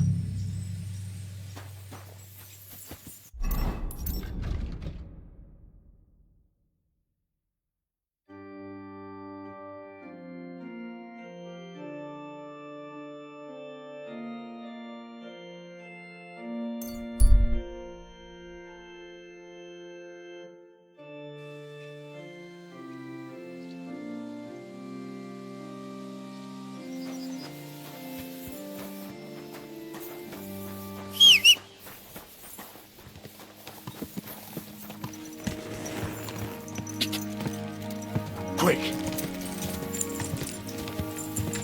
Go!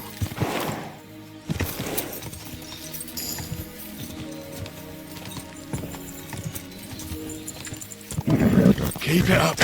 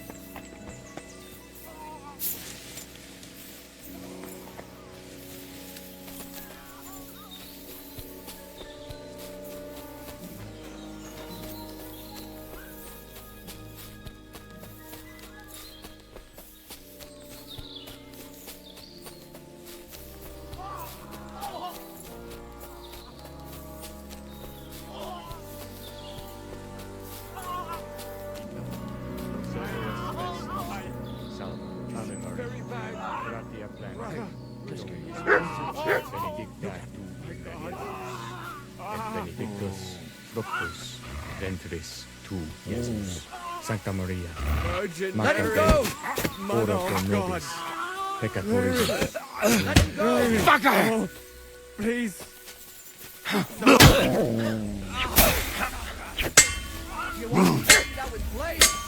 You won't get me!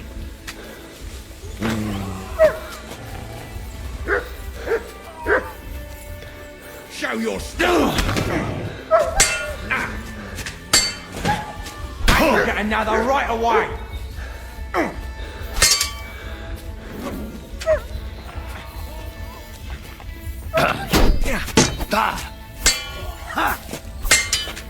And she'll get another right away.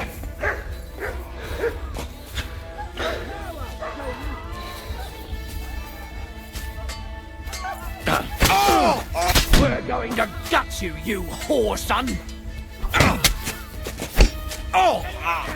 Fuck you! Show your stuff. Hey, get him!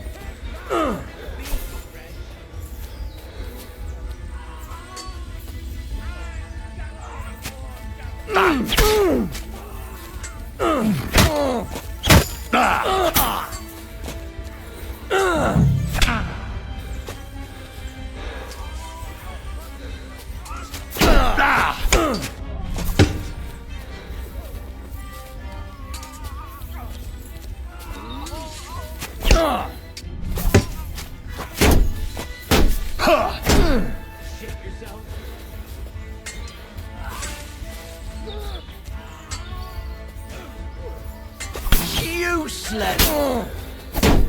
Ha! No chance!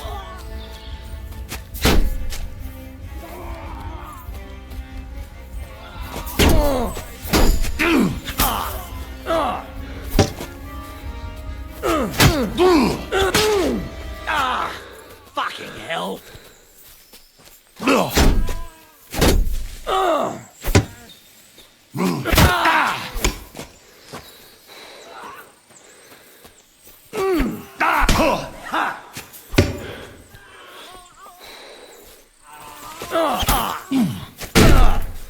Oh my God!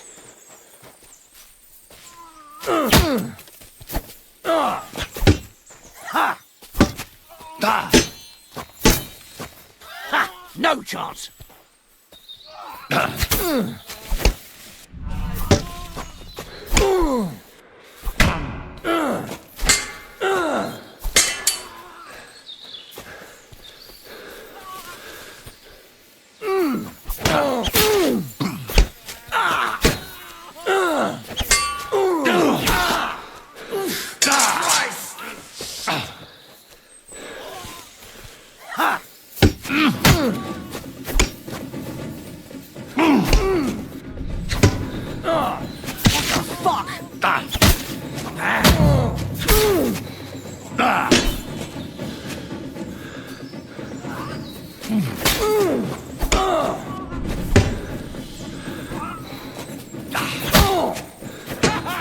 Marcus is on my side!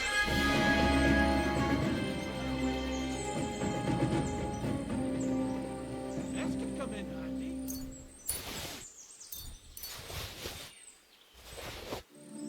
The lad will never believe me. Well, I can't believe this is lying around.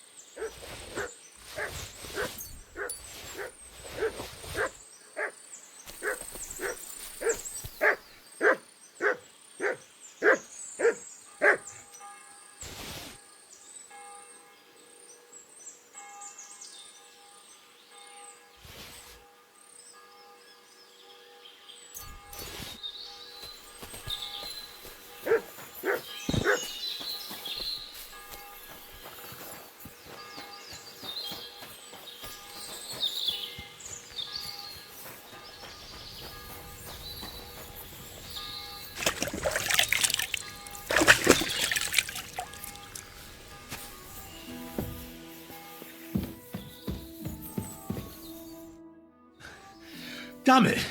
What was that all about? I think I owe you an explanation. Yeah, you're right. Let's hear it then. And what is it you want to hear from me?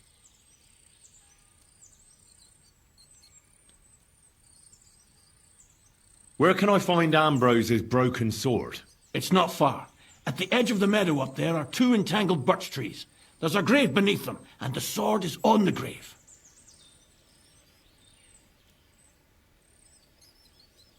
Why were they trying to kill you? I had proof that our Grand Master Zdeněk had betrayed the Order and was conspiring with the Prague chapter.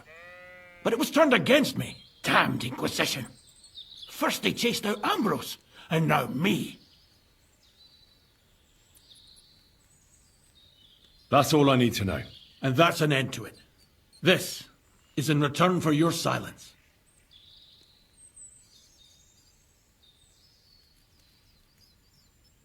Thank you. I won't say a word. Don't worry. Farewell, friend. Go with God. Benedictio Domini sit tecum.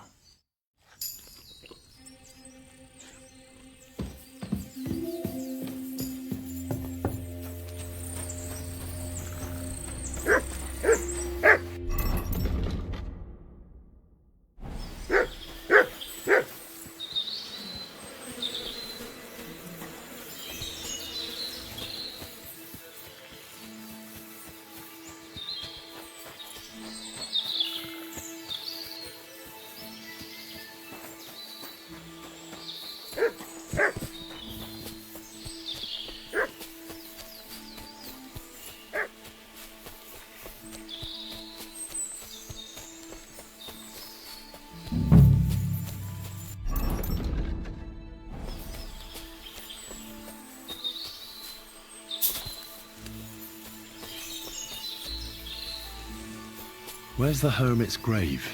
It ought to be somewhere around here.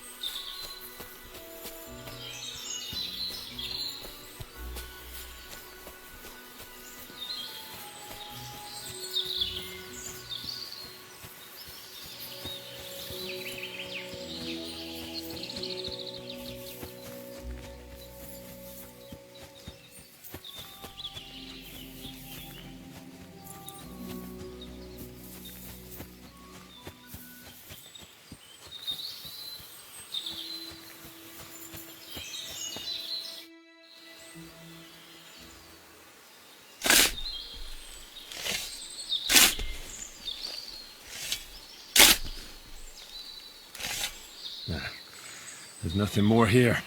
I'm sorry, Ambrose. Rest in peace.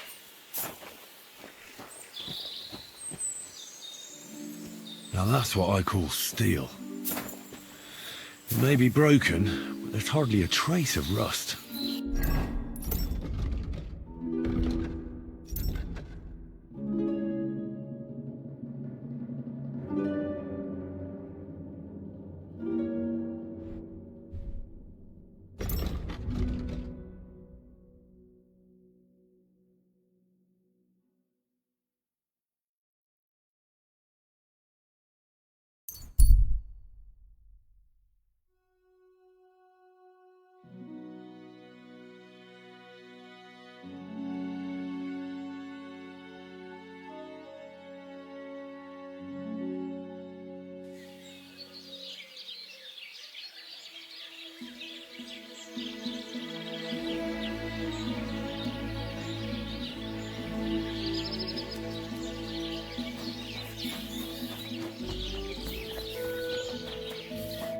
What are you here for, friend?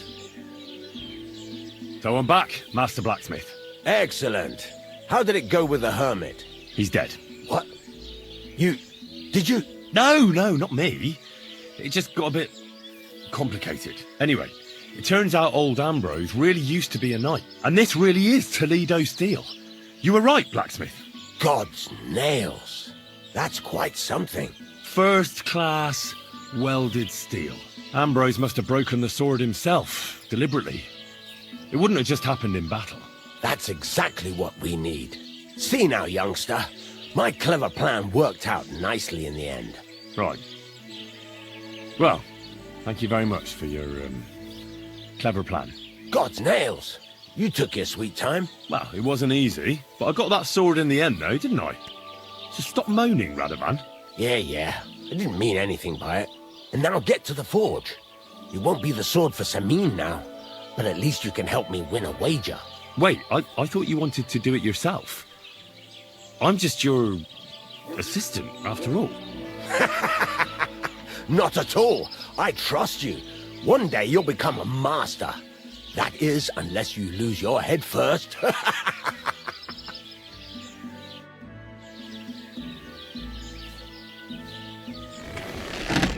Fucking steel.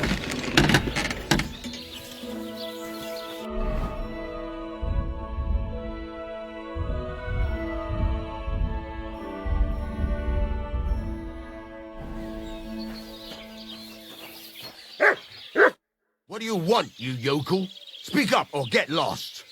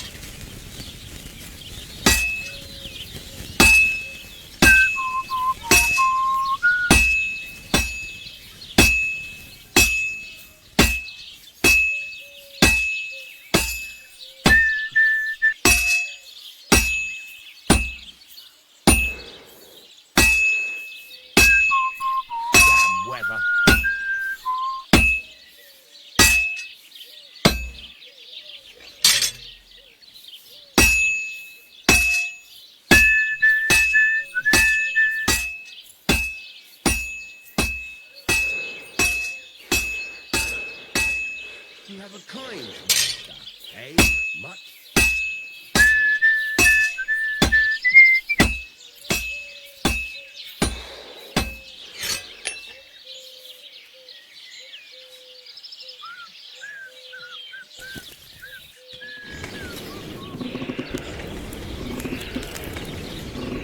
Oh, for fuck's sake.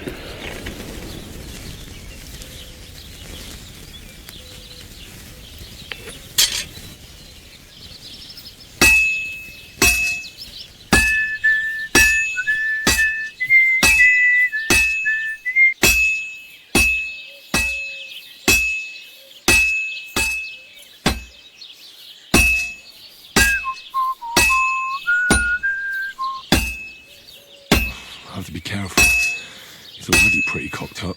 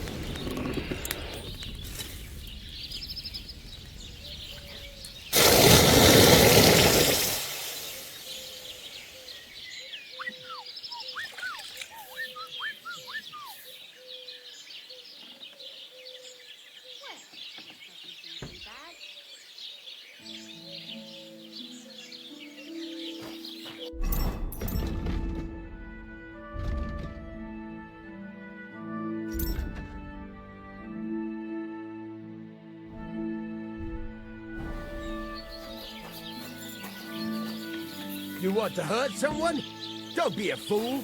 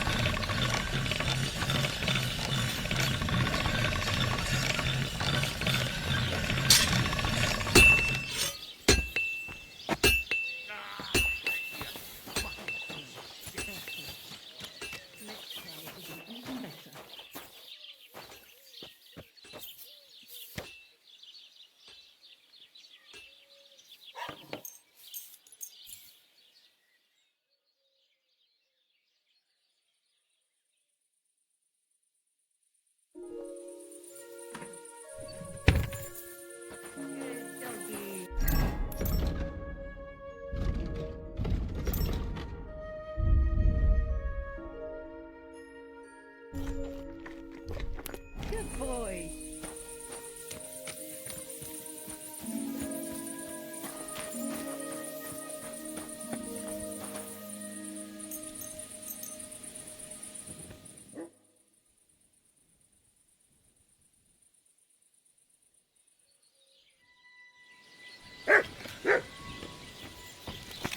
What's that stink?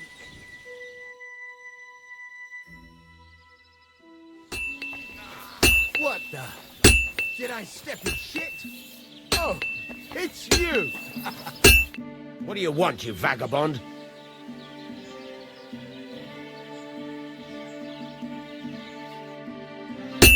Where are you?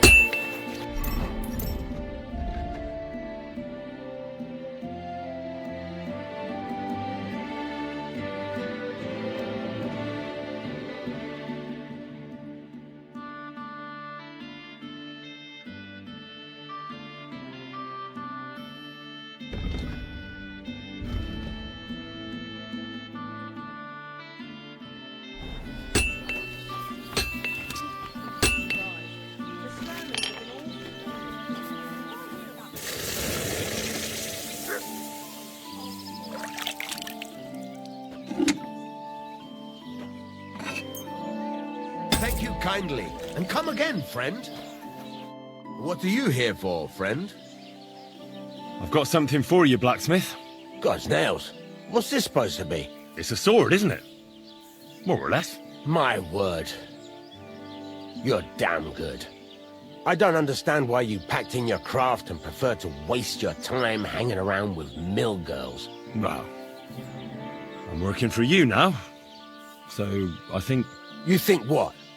Think it's no good to anyone. You have a talent, lad, so don't bloody waste it. Maybe I'll return to the forge another time. One day. It's up to you. But the way I see it, you've just helped me win that damn wager. Tomcat will be surprised. Take that sword to him, and you can keep what that bastard owes me for your trouble.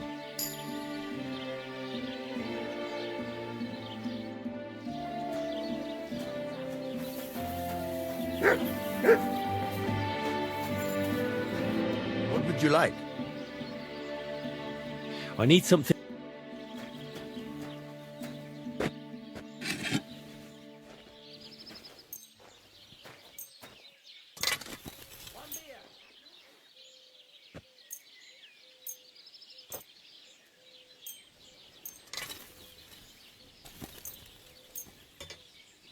Great. I'm glad you found what you were looking for. Take... How can I help? I need some...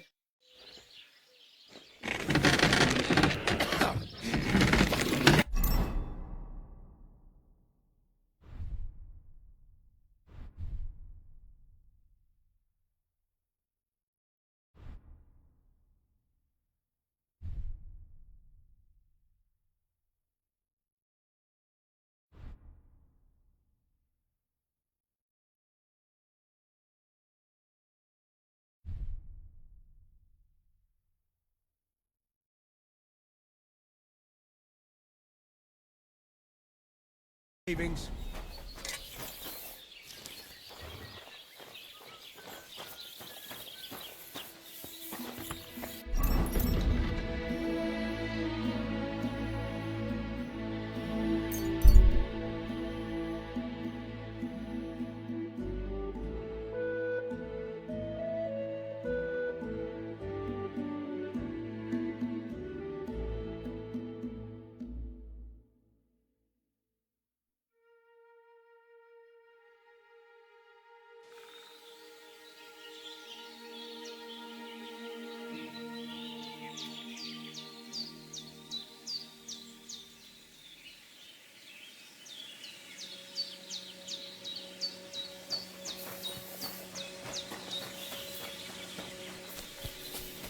Salves Bachtalo.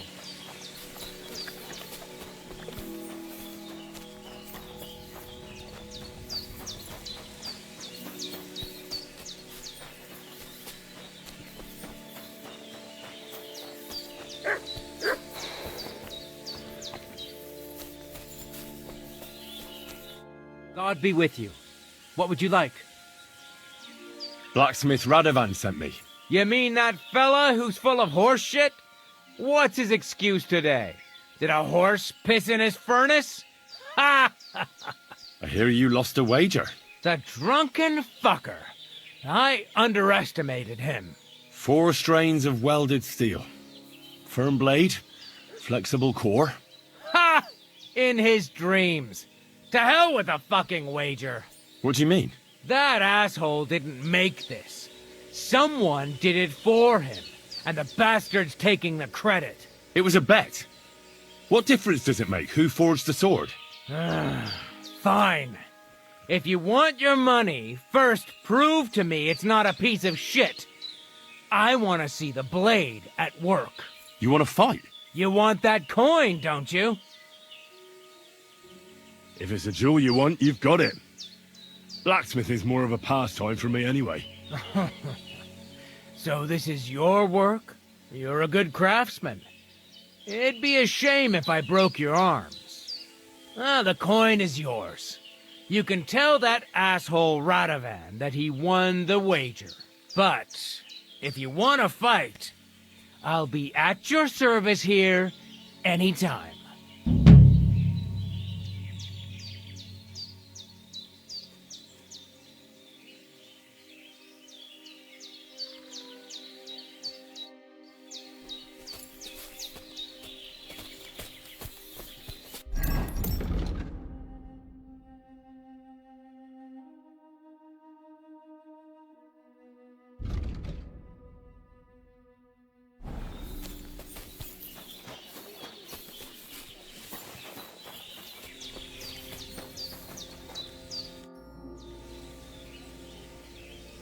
hear you got a job for a blacksmith.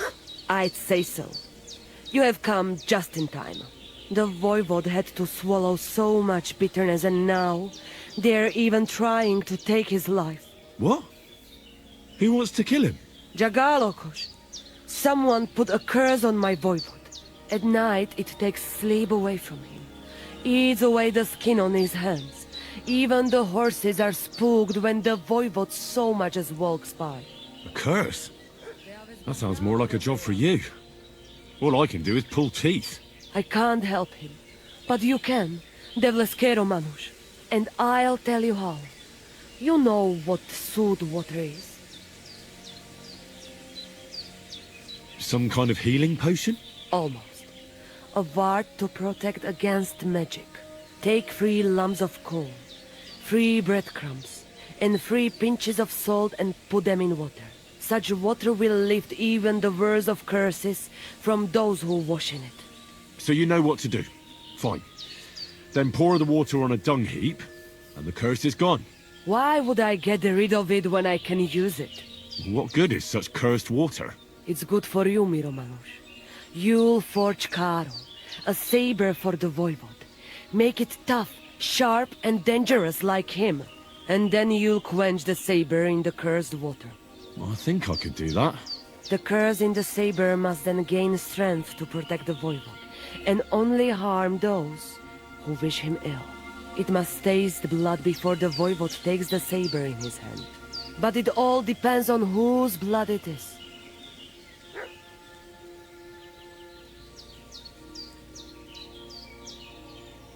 What about my blood? You would kill yourself? Are you mad? Don't worry. I'll just cut myself a little. A few drops of blood won't kill me. You mean well, Miromanush. But it doesn't work like that. The saber must take someone's life for the curse to be sealed in it. We can't ask that of you. All right. Let's think of something else. You don't expect me to go and kill a man, right? Devlale, no! I could cut off the head of a chicken or something. That should do, right? A chicken doesn't have much blood in it. But a dog, that might do. Rikon. You can kill one. There were some running around down below the camp. Dirty, foul beasts. No one will miss them. I don't know. I still don't like it. How do you mean? What don't you like? Did you want the job? You did. And we'll pay you well. You have my word.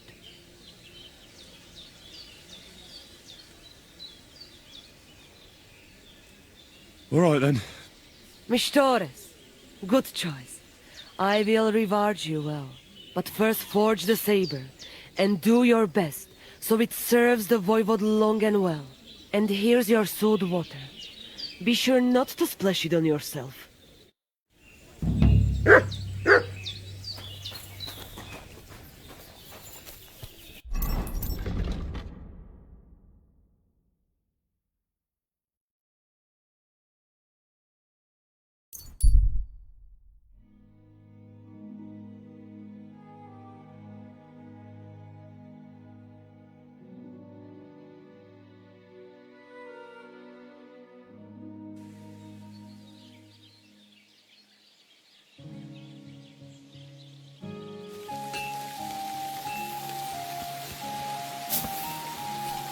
Greetings.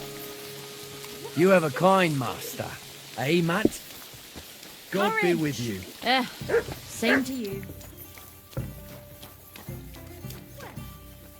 What would you like? What's... Nothing new. It's quiet.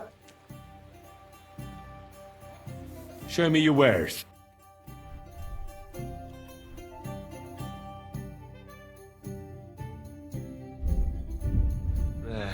Maybe next time then.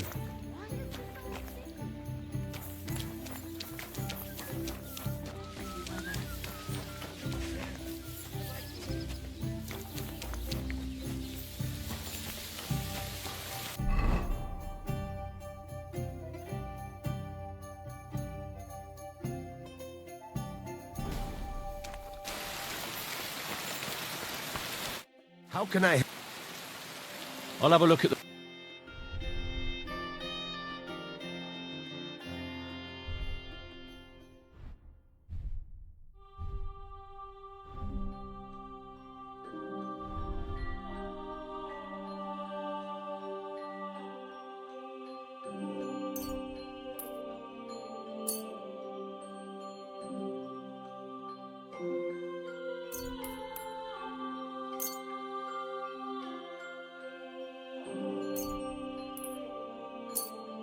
I hope you'll be satisfied, my friend.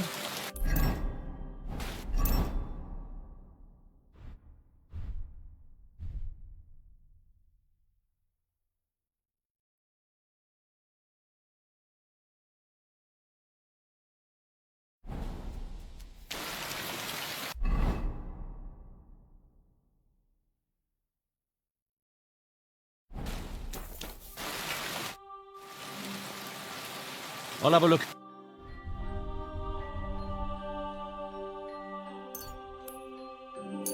Pleasure doing business. Take care.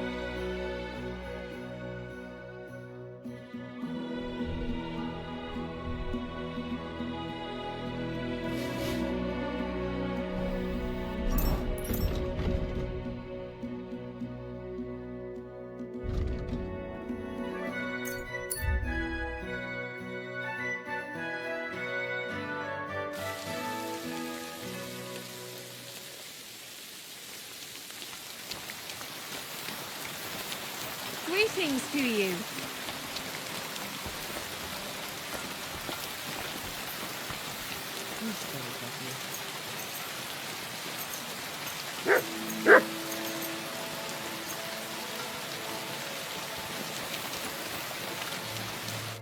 What would you like? Show me your way. Thank you. And take care.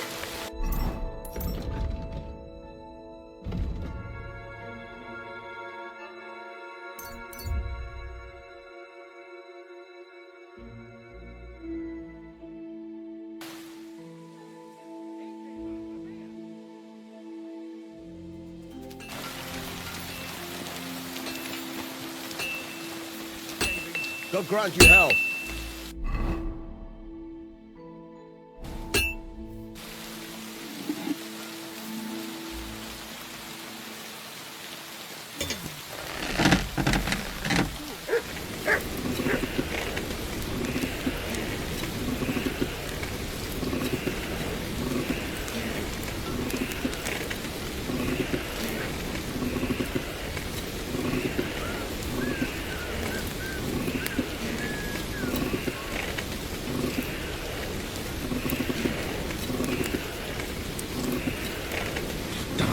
burning.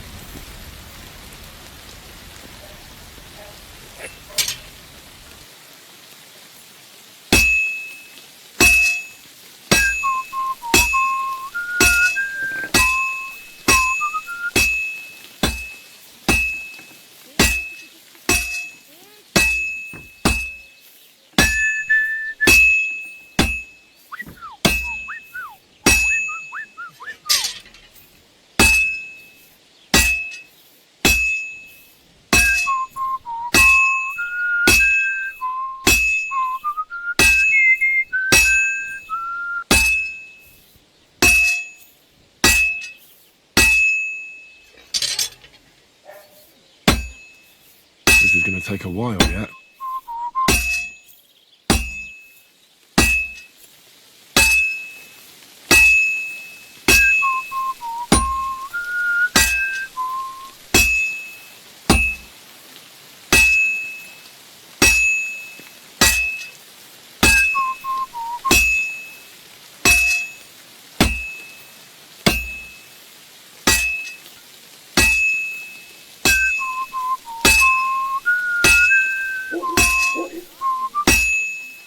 Looks like it's almost done.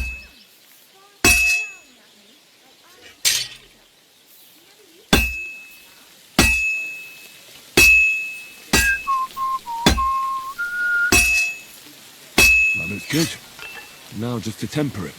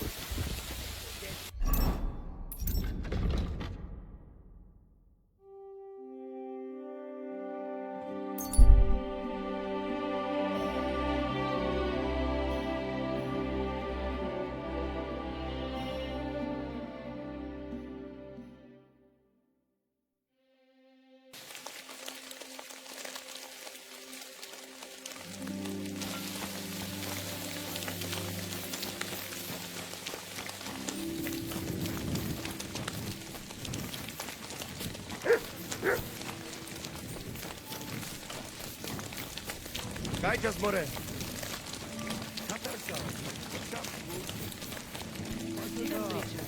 God be with you.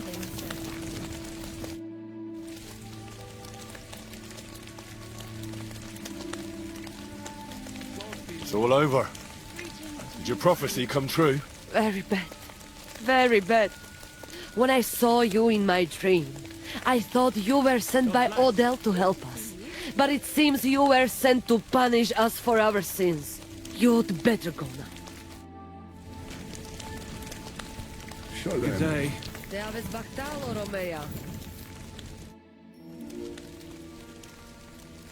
About that saber for the Voivod. Have you forged it yet? Show me. It's ready. I quenched it in the soot water. What about the blood? I killed a dog. I did everything like you said. Here you go. I think I did a pretty good job with it. Shukariben. Beautiful. The Voivod will be happy about how well it fits in the hand. You're probably waiting for a reward, aren't you? Here, just take it. We've got enough to share. And here's something for you to wear.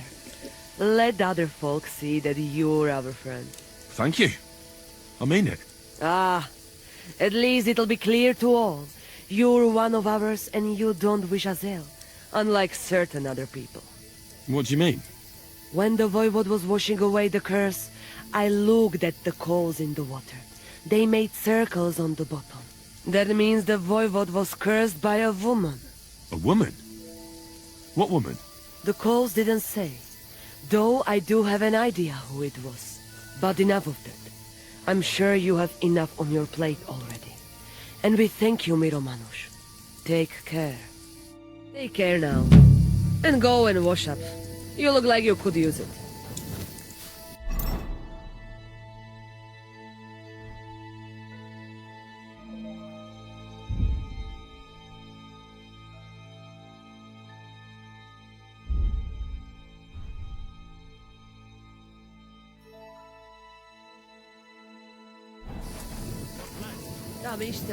Namistes.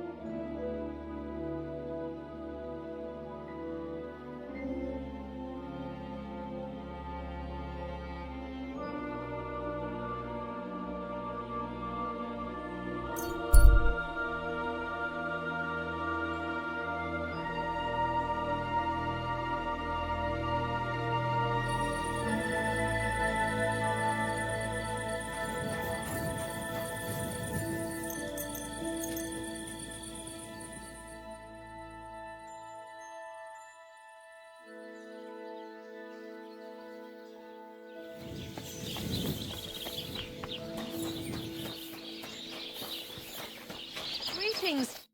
What would you... I need a... Certainly. Tend to my... Great. I'll gla- All right.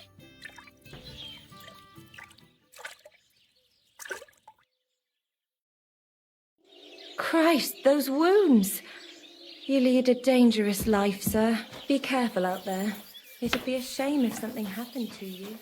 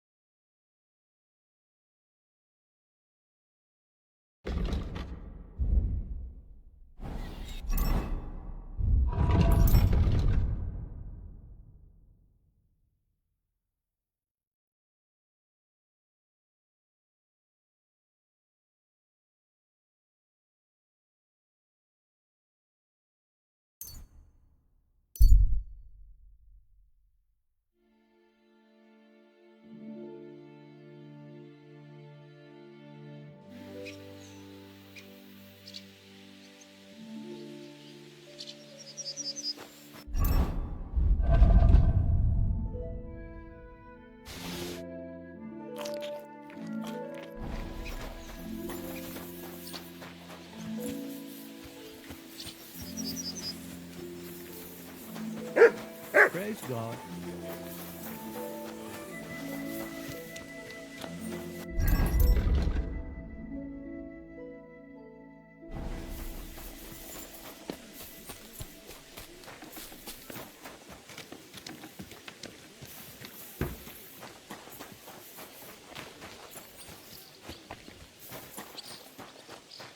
Did you hear about what happened at the big wheel? At the mill? Yeah, the place by the Girofta tree.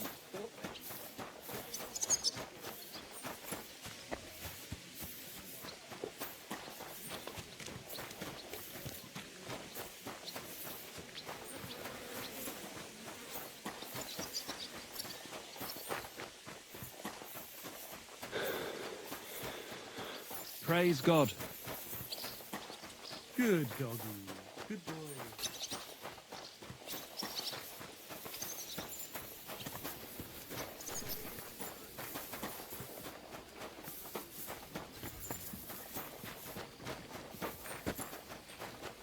Greetings. What would you like? Is there any work around the castle I can help with? Well, there's the issue with the demons. Demons? Quiet!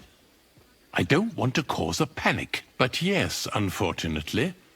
Once again, devils are wreaking havoc at Trotsky. You mean horned ones? From hell? Do you know any other kind? I'm preoccupied with tasks from Lord von Berghoff at the moment, so I don't have time to deal with it. But I suppose you could do it? You and that friend of yours have a lot to make up for. You want me to get involved with hell itself? At least tell me more about it. Ah, you know the times we're living in. War, bandits. The devil took advantage of the chaos and sent his hellspawn here. The castle is built upon an ancient, though fortunately extinguished, fiery moor. It's no wonder it's so close to hell. The spawn of hell shows up here from time to time, and I want you to improve your standing with me and help me out. Let's get to the heart of the matter. Just tell me what needs to be done. Our cooks, Manietta and Berto, were complaining about the creatures running around their kitchens. Ossina, the castle blacksmith, was also blabbering something of the sort as well. The good news is it's only 3 people, for now. We have to act quickly to prevent the panic from spreading any further. What did you do about it in the past? I reckon this isn't the first time you've had to deal with it. We usually cleansed the infested places with the help of a priest or an apothecary. Except for that one year when Sir Otto himself faced Lucifer in the Maiden Tower.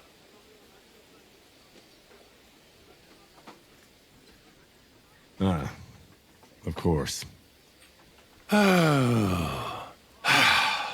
In any case, you'll have to ask Manietta and Berta, or the blacksmith perhaps, where the demons are coming from. And then simply make sure to get rid of them for good. You understand? I'm sure both the scribe Erazim and Father Nicodemus will have something to say about it as well. The question is if you're up to it, or if I should call in someone braver. I'm ready to scour the castle and try to chase those monsters away. Could you arrange for me to be able to go wherever I want in the castle, without anyone chasing me out? Very well. You can move freely about the castle while completing this task, but don't stay any longer than necessary in otherwise forbidden areas. I'll let the guards and servants know discreetly. If anyone asks, tell them you have my permission. You said something about a priest and an apothecary. Should I pay them a visit? We've always used either holy water or magic water from the apothecary to get rid of those hellish creatures. Which one would you prefer? I reckon the holy water is more likely to work against demons. If I recall, it was blessed by the bishop himself during the Easter Vigil. I believe you can do it. Should the demons attack you, just run away. But don't make too much of a ruckus, or you cause a panic. God be with you.